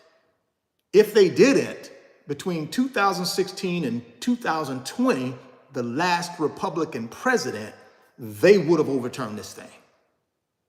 And they tried. But they couldn't. They could not. So yes, I think Obamacare, some form of it, will survive. I think it will survive. And I think it's something that's needed. See, here's the thing about me, guys. I live in the greatest country in the world. That's my opinion. I live in the greatest country in the world. And as a citizen of this great country, who has had the ability to live in this country and build wealth without no restrictions on me. Didn't matter that I was black and that I'm a man. Didn't matter. Didn't matter that I wear glasses. Right? Didn't matter that I look like Denzel. I'm just joking. I don't really look like Denzel. Just joking. Just joking. But my point is, it didn't matter who I was. I was given the opportunity to build wealth in this country. So I have a fiduciary responsibility to give back to the less fortunate. That's the way I look at it. So if I got to take some of my taxpayer dollars, if I got to take whatever, and I got to put it into a little fund that helps people who can't afford to have health insurance get it, I'm okay with that. I'm okay with that, guys. See, I don't look at money as nothing but a tool. That's it. See, I don't, oh, golly, give me my money. I don't want to pay I don't want nobody else getting none of this money. This is my money. I don't do that. I don't care about money like that. What I care about is lifestyle. What I care about is assets that generate enough money to pay for my lifestyle and that I can pass on to my kids. I don't care about paying taxes. I pay my taxes. I don't try to skirt my taxes. I pay willingly. And I don't mind paying for Obamacare. I don't. How much money do I need? I live a great lifestyle. I make more money than I really need. So yes, I don't mind sharing that. I think that's my fiduciary responsibility. You may differ.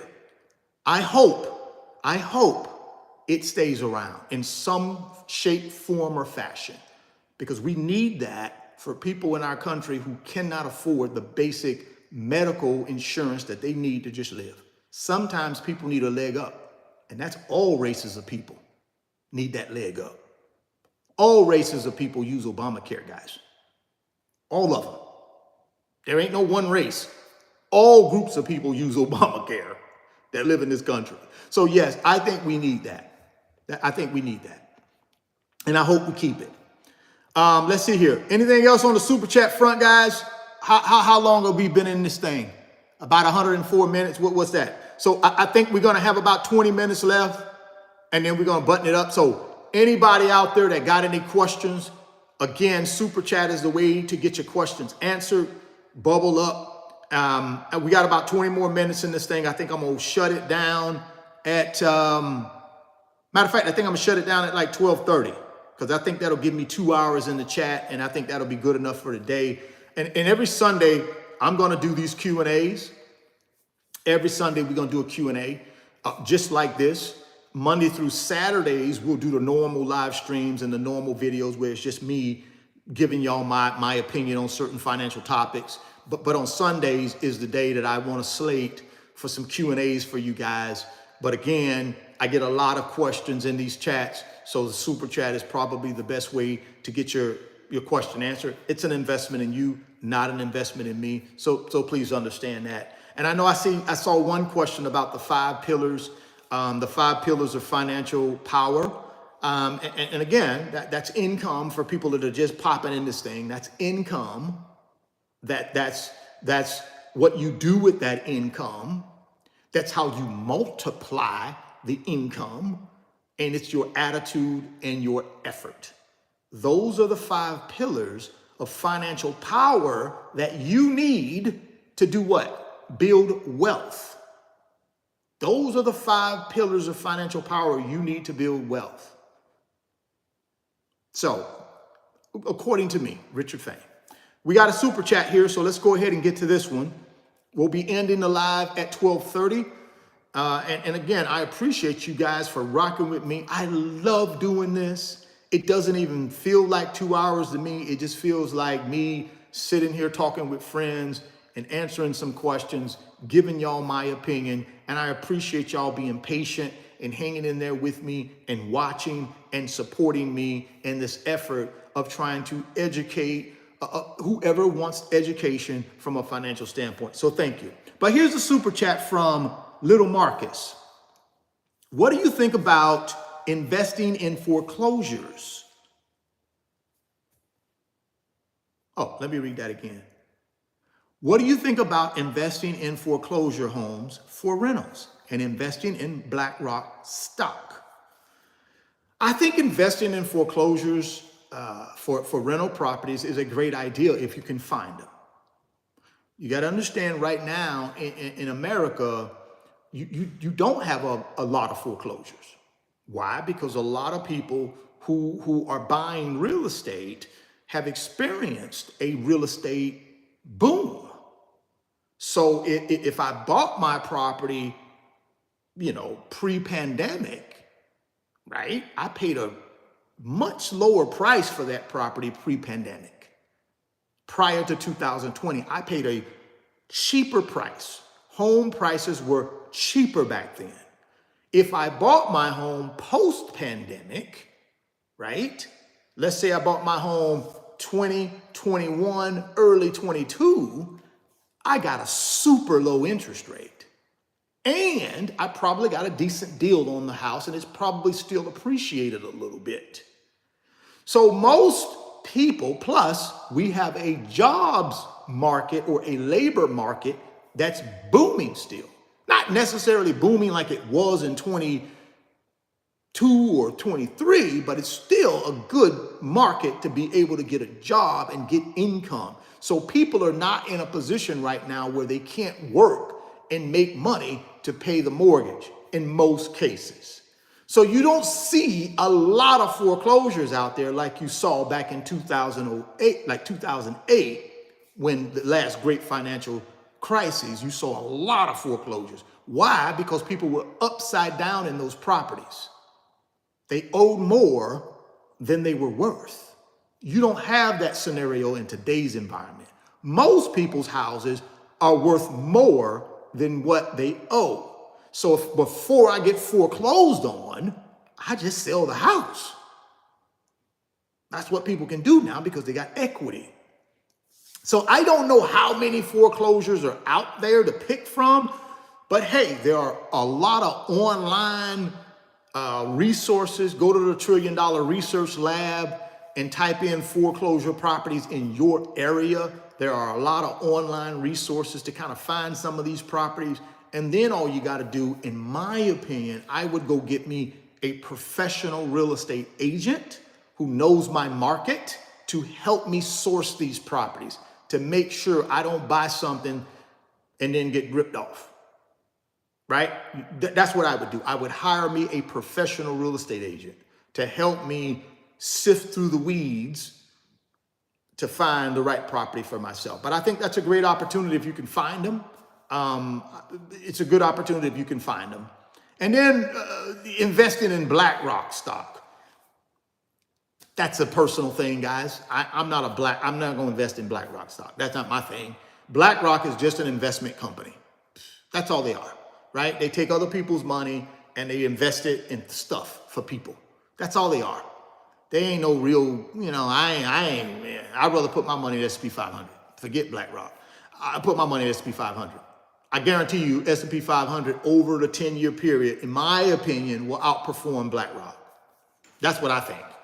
That's just my opinion. I'm more in the S&P 500 where I got the top 500 companies in America. I don't want my money concentrated into one little company BlackRock's a huge company. They got $10 trillion on the management, so it's a huge investment firm. But I don't want my money tied in there. I'd rather have my money over here in the S&P 500. I'd rather have my money in the tech industry, but distributed in a fund that has a basket of tech companies in it that are all big boy blue chip. That's where I'd rather have my money. I'd rather have my money in the Magnificent Seven. They just added $250 billion in market cap in the first 90 days of this year. Killer. That's where I want my money. $250 billion in market cap, guys. Come on, man. That's a $250 billion in a quarter. What I need to put my money in BlackRock for? Just don't make sense to me, but you do whatever you feel like you got to do, Lil Marcus. Let's move on. Appreciate the super chat, Parker. Appreciate you. Don't look like you got a question with it, but I appreciate you. Anything else, guys? Any other super chats out here? Looks like, let me go back and make sure I didn't miss no super chats. Because I sometimes I miss them. And I don't want to. Okay, looks like we're all good. Yeah, looks like we're all good. Rich, do you think REITs will rebound in the future when interest rates are dropped? Man, listen, REITs are good, but the return just ain't big enough for me. See, I'm in a growth mode. The return just ain't enough for me, man. I need something that's going to at least grow 8% a year. Minimum. That's the bottom of the barrel for me, man. It got to be at least 8% or better. And I don't know any REITs that are growing at that rate right now. Now, maybe when rates come down, but you got to understand, REITs a lot of times, they own these properties free and clear, a lot of them, because they're just taking in investors' money, right? I'm not saying all of them own them free and clear, but most of them, they're a good REIT. They own the properties free and clear, so the interest rate really ain't, you know what I'm saying? I think it's just, I think when you're looking at the commercial real estate market, it's so much going on with the commercial real estate market because of loans that are coming due in 24 and 25 at low interest rates. And those loans, their interest rates were reset at higher interest rates, which impact the cash flow. The higher the interest rate, the more it impacts the cash flow. So if I got a loan for a commercial real estate property at 4% today, but it's getting ready to reset the interest rate in 2024, and the prevailing rate is 7%, that's almost 2 times what I originally paid in an interest rate. That impacts the cash flow, guys. You're talking about a 3% increase in interest that you got to pay to the bank. That affects the cash flow for the property. And then you got to understand a lot of these properties are having vacancy issues. They're not 100% occupied anymore, especially if they're retail or office. I just don't know. I would be heavy into real estate investment trusts right now. I'm not saying that they're not great investments. It's just for me, I just think I get a better bang for my buck somewhere else at this point. So that's my answer to that one. Hopefully that answered your question. What is the best place? Super chat from Cynthia. Thank you, Cynthia. I appreciate you. Appreciate the super chat. What is the best place to invest $1,000 to $500K in the short term? Cynthia, do you watch my channel often? Or are you just kind of popping in here? Well, here's the thing. Y'all know I'm a long-term guy. I'm not a short-term guy. So I don't have a lot of options for you for a short-term person. I'm a long-term guy. See, I'm a 5, 10, 15-year guy. So for a short term, if you need your money short term, you have to define short term. If short term means I need this money in 12 months, then I wouldn't put it in anything but a high yield money market. I'd go find me a high yield money market that's FDIC insured, and that's where I would park it. Go ahead and get your 3 or 4% yield on it, or put it in a short term, less than 1 year CD that's paying you 3 or 4% at your local bank. Get you a little bit of return, but the money is protected and you get to get it when you need it for your short-term thing. But I don't recommend people putting money in the stock market that they can't leave it in there for at least 3 years. That's my opinion. At least 3 years, you got to leave it in there in order for it to mature.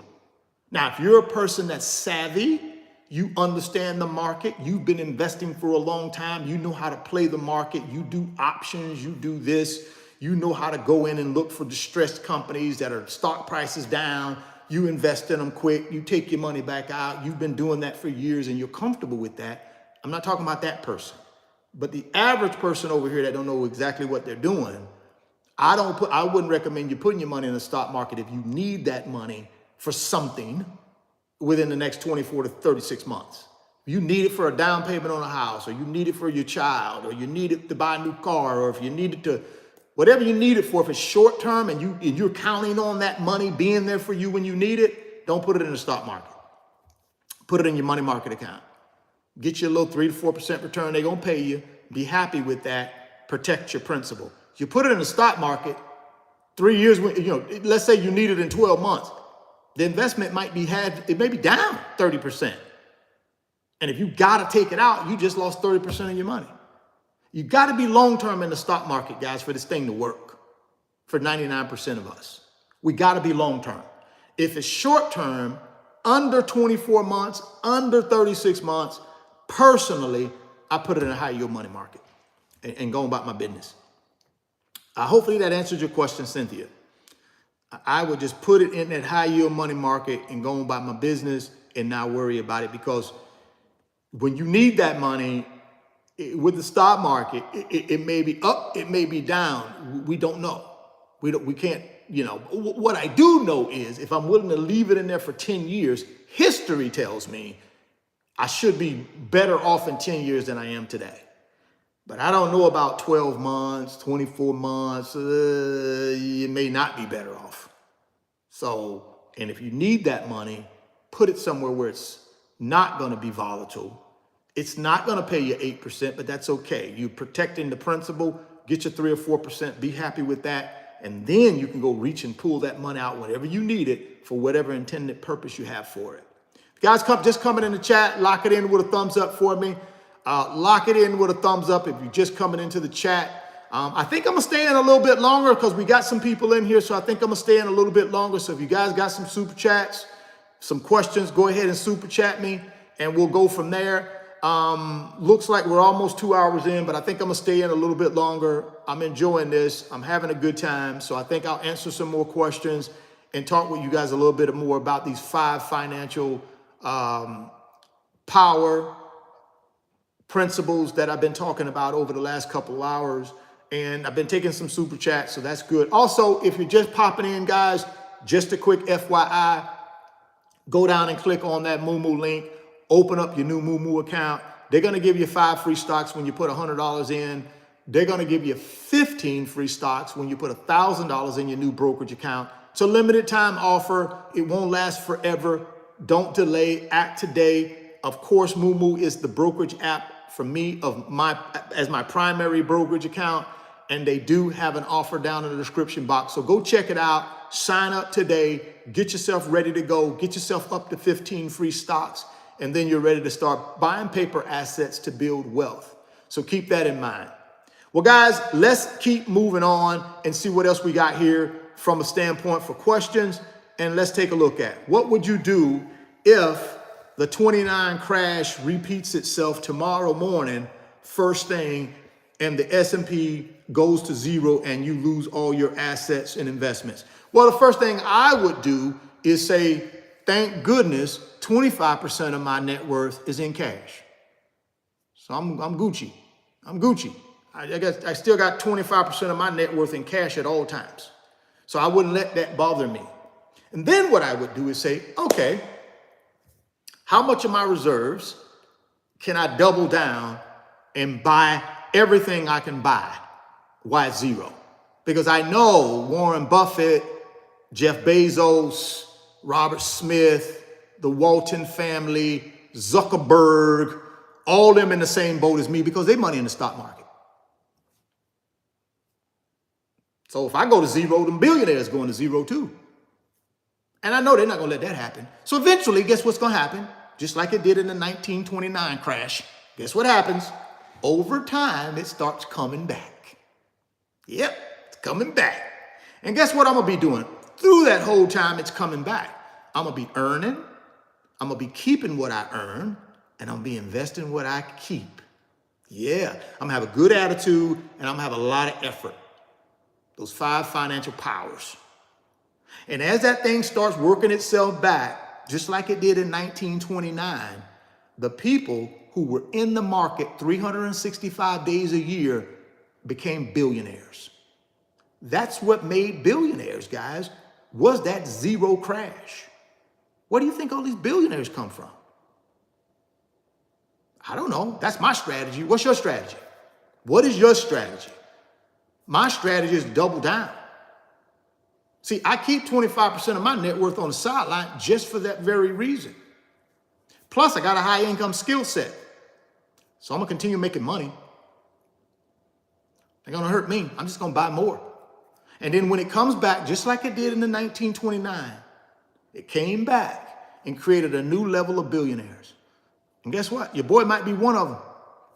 I don't know. I'm going to be in the game, though. I'm not going to go tuck my tail and run and hide and cry and complain. No, I'm going to get back. I'm going to stay in the game. Buffett in there, Bezos in there, Robert Smith in there, Oprah Winfrey in there. I don't know. 1,000 other billionaires are in there. So that's what I'm going to do. That's what I'm going to do. So let's go ahead and get this super chat right here. Let's see what we got here. DG, appreciate the super chat. Appreciate the super chat. Is it best to invest in index funds or ETF, growth or value? Depends on where you're at in the game.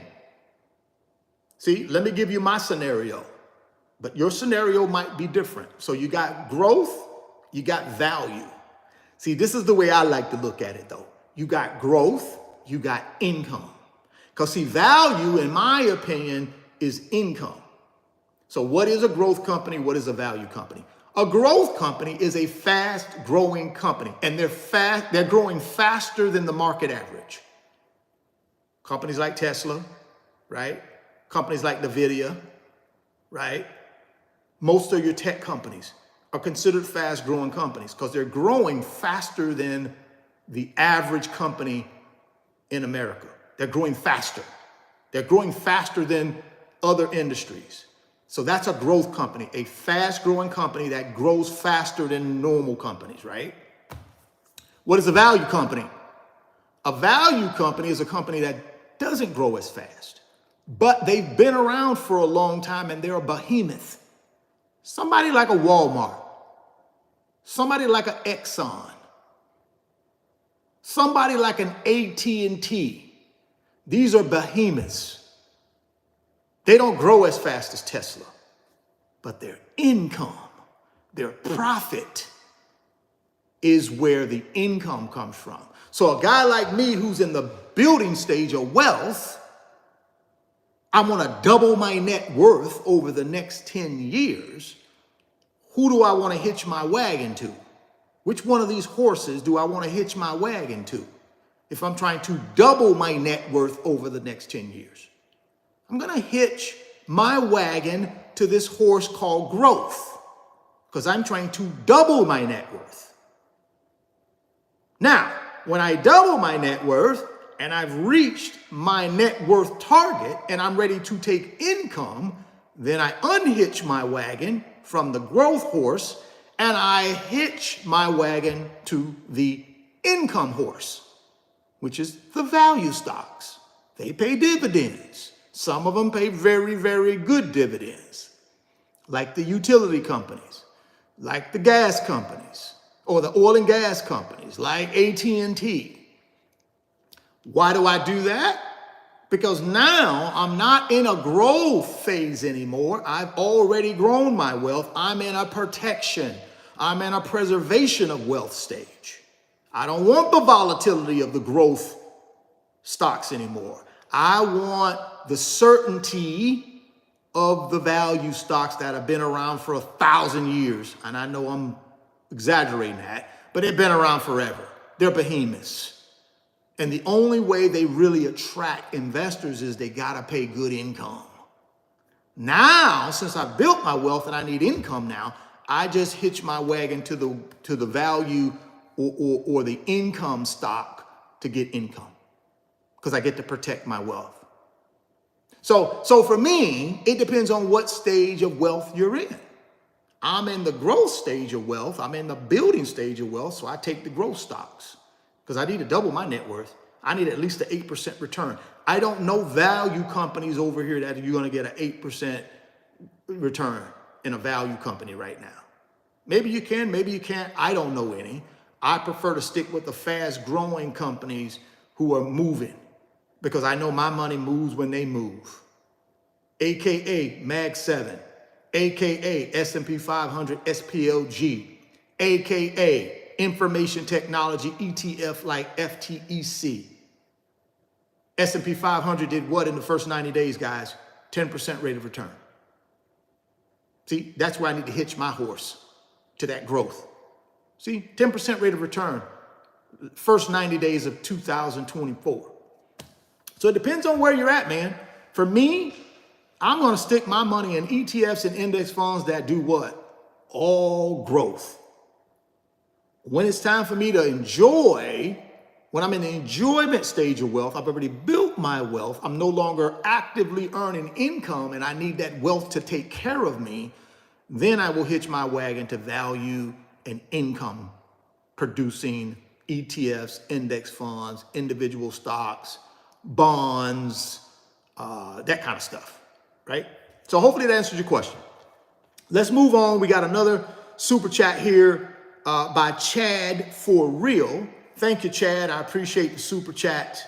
It says, down 40K from Chinese EV maker invest. What to do? Who is the EV maker in China? Is it NIO?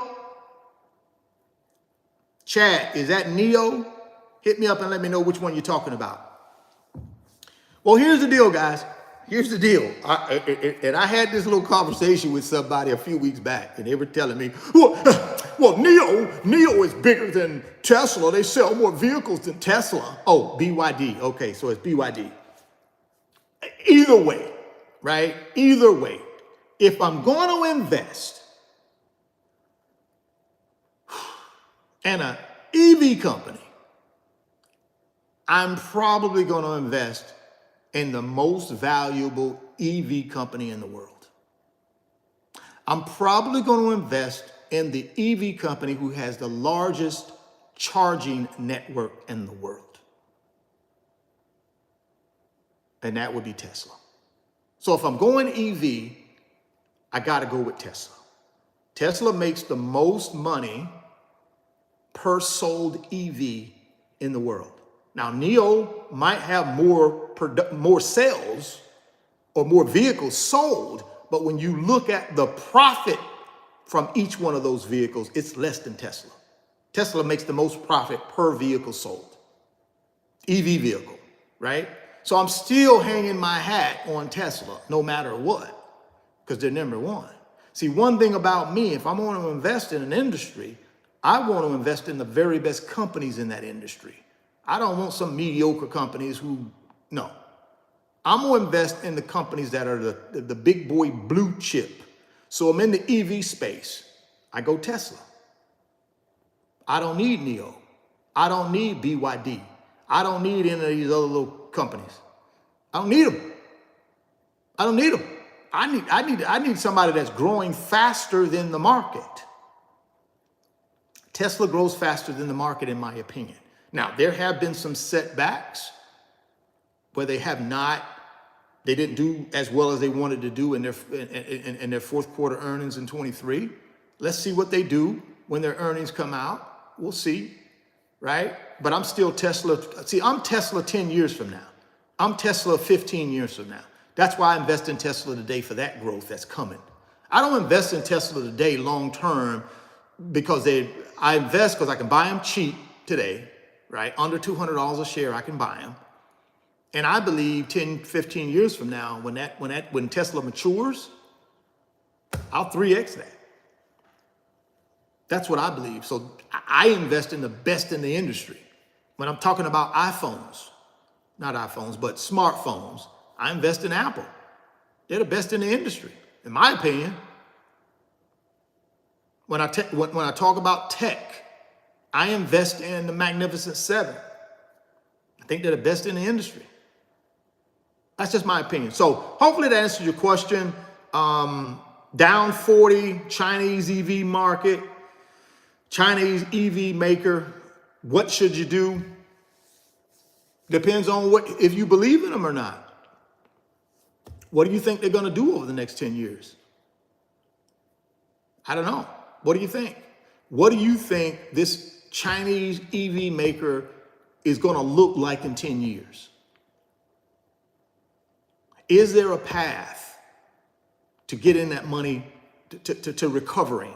And will they compete seriously with Tesla? You got to answer that, man. Personally, yeah, nobody wants to take a loss. Nobody wants to take a loss. But here's what I probably would do. I would probably pump the brakes, leave that alone for right now.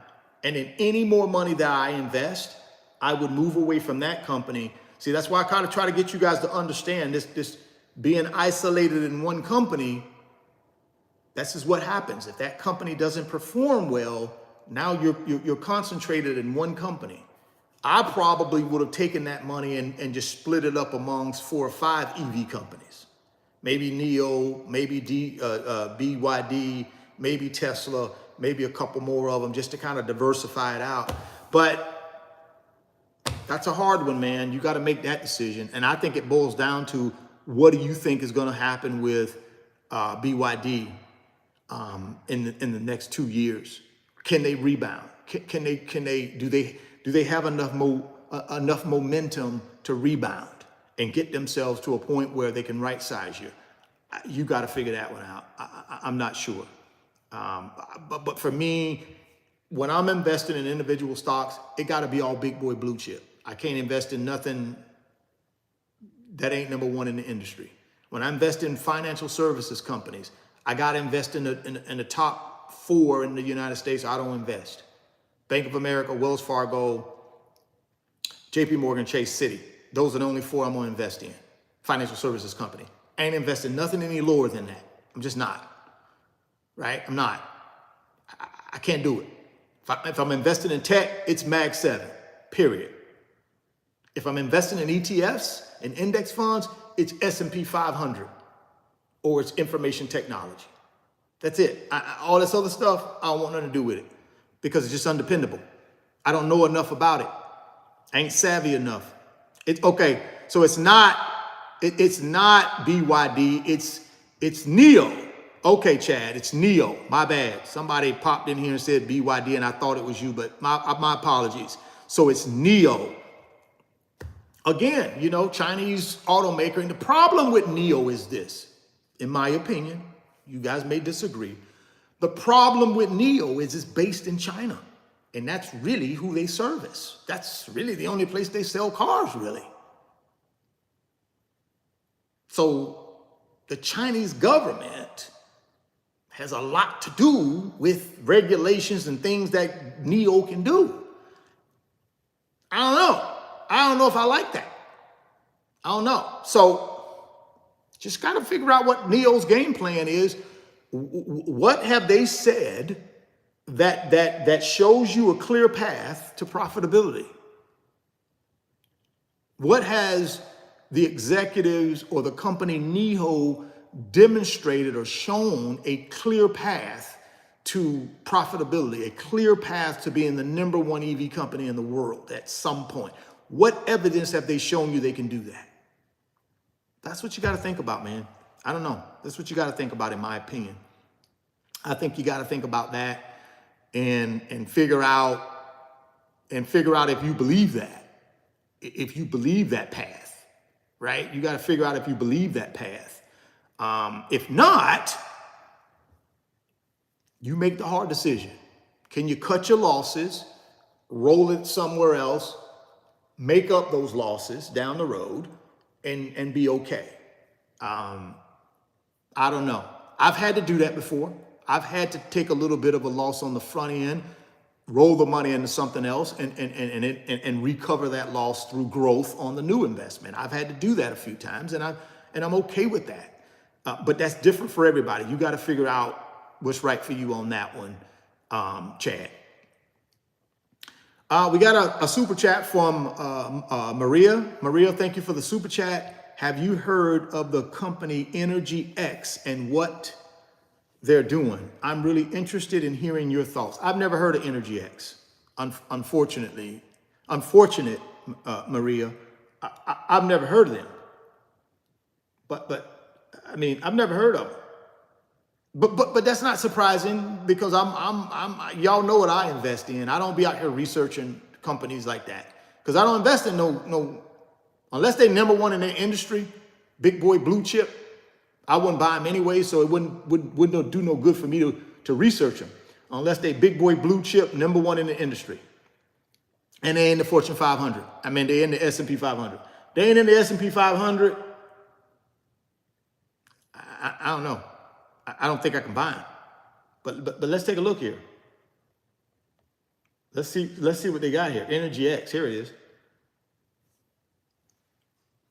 Here it is right here. Energy X is a clean energy technology company that builds disruptive technologies to power a sustainable future with lithium and batteries.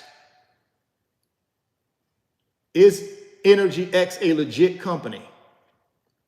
Aside from the $10.7 M DOE grant supported by the University of Texas Research, Energy X has raised in the millions of dollars and is a privately funded company with substantial financial backing.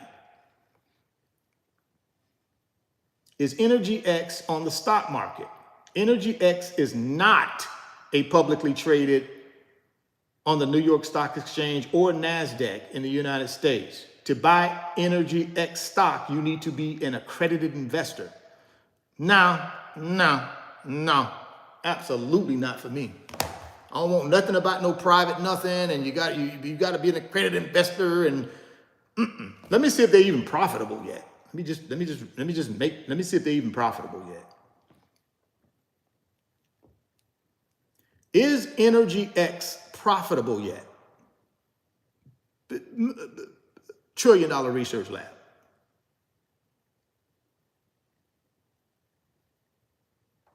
Let's see if they're even profitable yet.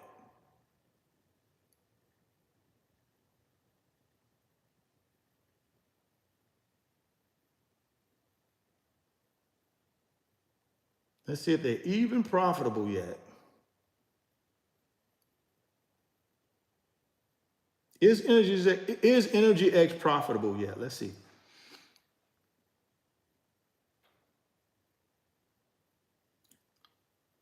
Yeah, I don't even know if they're profitable yet. I can't find it, and I ain't got time to be looking for it. But here's the situation, Maria. If you think it's the right fit for you, go ahead and do your thing.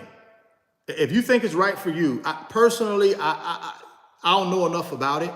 I'm not a big proponent of taking my money and putting it in a company that's not publicly traded yet. It's still a privately held company. It seems as though it's in the early stages of what it's trying to get accomplished. Could it make traction at some point? I'm sure it could. Could it be a home run? Maybe. I'm just not comfortable taking that risk, but you may be. Do your homework, and if you like it and you can get in as an accredited investor, because according to them, that's the only way you can buy it. You got to be an accredited investor. Then take a look at it. But personally, for me, I just want to stick to the big boy blue chip. You know, publicly traded, S&P 500, Fortune 500 type companies. That's all I want to stick to. I don't have no time to be dealing with something that may or may not work, that doesn't have a historical track record of working. Maybe it worked, maybe it don't work. It's hard for me to put my money in that, but you may be different. So just do your research, get yourself comfortable with it, and if you feel like it's right for you, then you do what you need to do. But personally, for me, I wouldn't do it. I just don't know enough about it. It's not publicly traded. It doesn't seem to me like they've quite gotten off the ground all the way yet, because normally when these companies have gotten off the ground and they're starting to kill it, they normally look for IPO at some point. Maybe they are going to look for IPO at some point, but right now, just not a historically proven way to multiply money for me at this point. So if I'm some rich dude or gal who has more information and I'm just an investor like that I like to invest in startups and I got the money to be able to do that, maybe I do, $50 million in that kind of stuff, and maybe one or two of the companies hit it and I make 200-300 million. I'm not that guy. I'm just a regular guy trying to get me an 8% rate of return to double my net worth. So I don't have the opportunity to take that kind of risk. Others do, but I just don't feel comfortable doing it. So make your decision on that one. Hopefully it's something that you will research and try to vet out to make sure it makes sense for you. And if it does, hey, pull the trigger and no risk, no reward, I guess, right? Let's see what else we got in here, guys, far as questions that we can ask. Here's one from Mike Jones. If you have money to lose or throw away in a private company, he's just answering her question. Okay, I got you. So he was just answering, giving his thoughts on Maria's question. Let's see here. Would you say private equity, private credit is a great way to build wealth? Again, you guys know how I feel about that. And that may be a question that they're asking to the chat. I'm just all big boy blue chip. That's it. I don't want nothing brand new. I ain't invested in nothing brand new. I ain't invested in nothing that ain't publicly traded. I ain't invested in nothing that ain't big boy, too big to fail. If it ain't big boy, too big to fail, I ain't put my money in it. I'm sorry. I got to get to, I'm 56 years old. I ain't got the luxury to be waiting on that kind of stuff. I just want to stick to stuff that I know has a proven track record of success. And I've always told you guys this. If there's only one investment you can do, only one investment, S&P 500 is it. S&P 500 index for 99% of us is all we need to build wealth. We don't need nothing else. We don't need no individual stocks. We don't need no sector ETFs. All we need is S&P 500 ETF that tracks the S&P 500 index. You find a good one of those, you bury your head in it for 10 years, $1,000 a month, $2,000 a month, $3,000 a month, every single month for the next 10 years. You get that 8% return. Life changer. Life-changing money. For most of us, guys, that's all you need to do. So if you understand nothing else, just understand this. That's all you need, guys. Get you a good brokerage account, preferably Moo. Down in the description box, go click on that Moo brokerage account. Open up that Moo account today. They're going to give you up to 15 free stocks when you fund it. And then you start pouring that $1,000, $2,000, $3,000 a month into that thing. And you do that for the next 10 years. That's it. That's it. That's all you got to do. And wait. Be patient, be consistent, be disciplined, and be patient. You do that over and over and over and over for 10 years, every single month, every single year. Game changer. See, that represents the 5 financial powers to get wealthy in 2024. Those are the 5 financial powers, guys, that you got to have. That's it. Earn, keep what you earn, multiply what you keep, amazing attitude, amazing effort, and you're good. You don't have to worry about anything else. That one investment, in my opinion, is the game changer, along with those 5 financial powers, right? Along with those 5 things you got to do. Those 5 financial pillars, those 5 pillars of financial power, those coupled with that one investment, game changer. Game changer. Absolute game changer, in my opinion. Now, some of y'all might disagree, but I think that's an absolute game changer. So think about that as you guys start or keep putting together your plan. As you continue to keep putting together your plan to build wealth in 24 and beyond, think about that. Just think about the 5 pillars of financial power. Are you executing those things? And then think about the S&P 500 index as your primary investment. Y'all know I take 50% of my money and I put it in an S&P 500 ETF, which is SPLG. That's where 50% of my investment goes. Every day the market is open, I take $100 to $300 and I split it between SPLG and FTEC, which is my sector ETF. That's 30% of my dollar. 30% of the money that I invest goes into that FTEC, which is an information technology ETF. Anchored by NVIDIA. That's 80% of my money, guys. S&P 500 anchored by Tesla, Alphabet, Amazon, Meta, Microsoft, Apple, NVIDIA.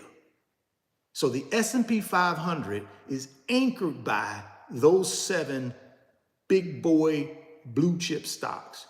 And then my information technology ETF is anchored by NVIDIA. And then, of course, my individual stocks that I buy with the last 20% of my money is the Magnificent 7. And again, anchored by NVIDIA. So there is a pattern to what I'm doing. You notice everything I'm doing is growth. Basically, not a lot of value, even though the S&P 500 is a mixture of growth and value companies. When you take a look at the top 7 companies, though, who represent 28% of the value in the S&P 500, they're growth companies. Those top 7 are growth companies, and they represent 28% of the value in the S&P. The other 493 companies represent 72% of the value. They represent 28, maybe even more than that, since the first quarter of this year when they added another $250 billion to their market cap. So they may even represent more. And you look at the 10% that the S&P 500 has returned in the first 90 days, I would say a big portion of that is due to the Magnificent 7. So as you notice, everything's in equities for me. Growth, growth, growth, growth, because I'm trying to double my net worth. Like I said, I'll go to income in 10 years. In 10 years, I'll start pulling my money out of growth and I'll start putting it into income. But that's 10 years from now. In the meantime, my job is to do what? Earn. Keep what I earn. Invest what I keep. Great attitude, great effort. That's my job over the next 10 years, those 5 things. If I do those 5 things over the next 10 years, I'm gonna double my net worth, period. I have no doubt in that.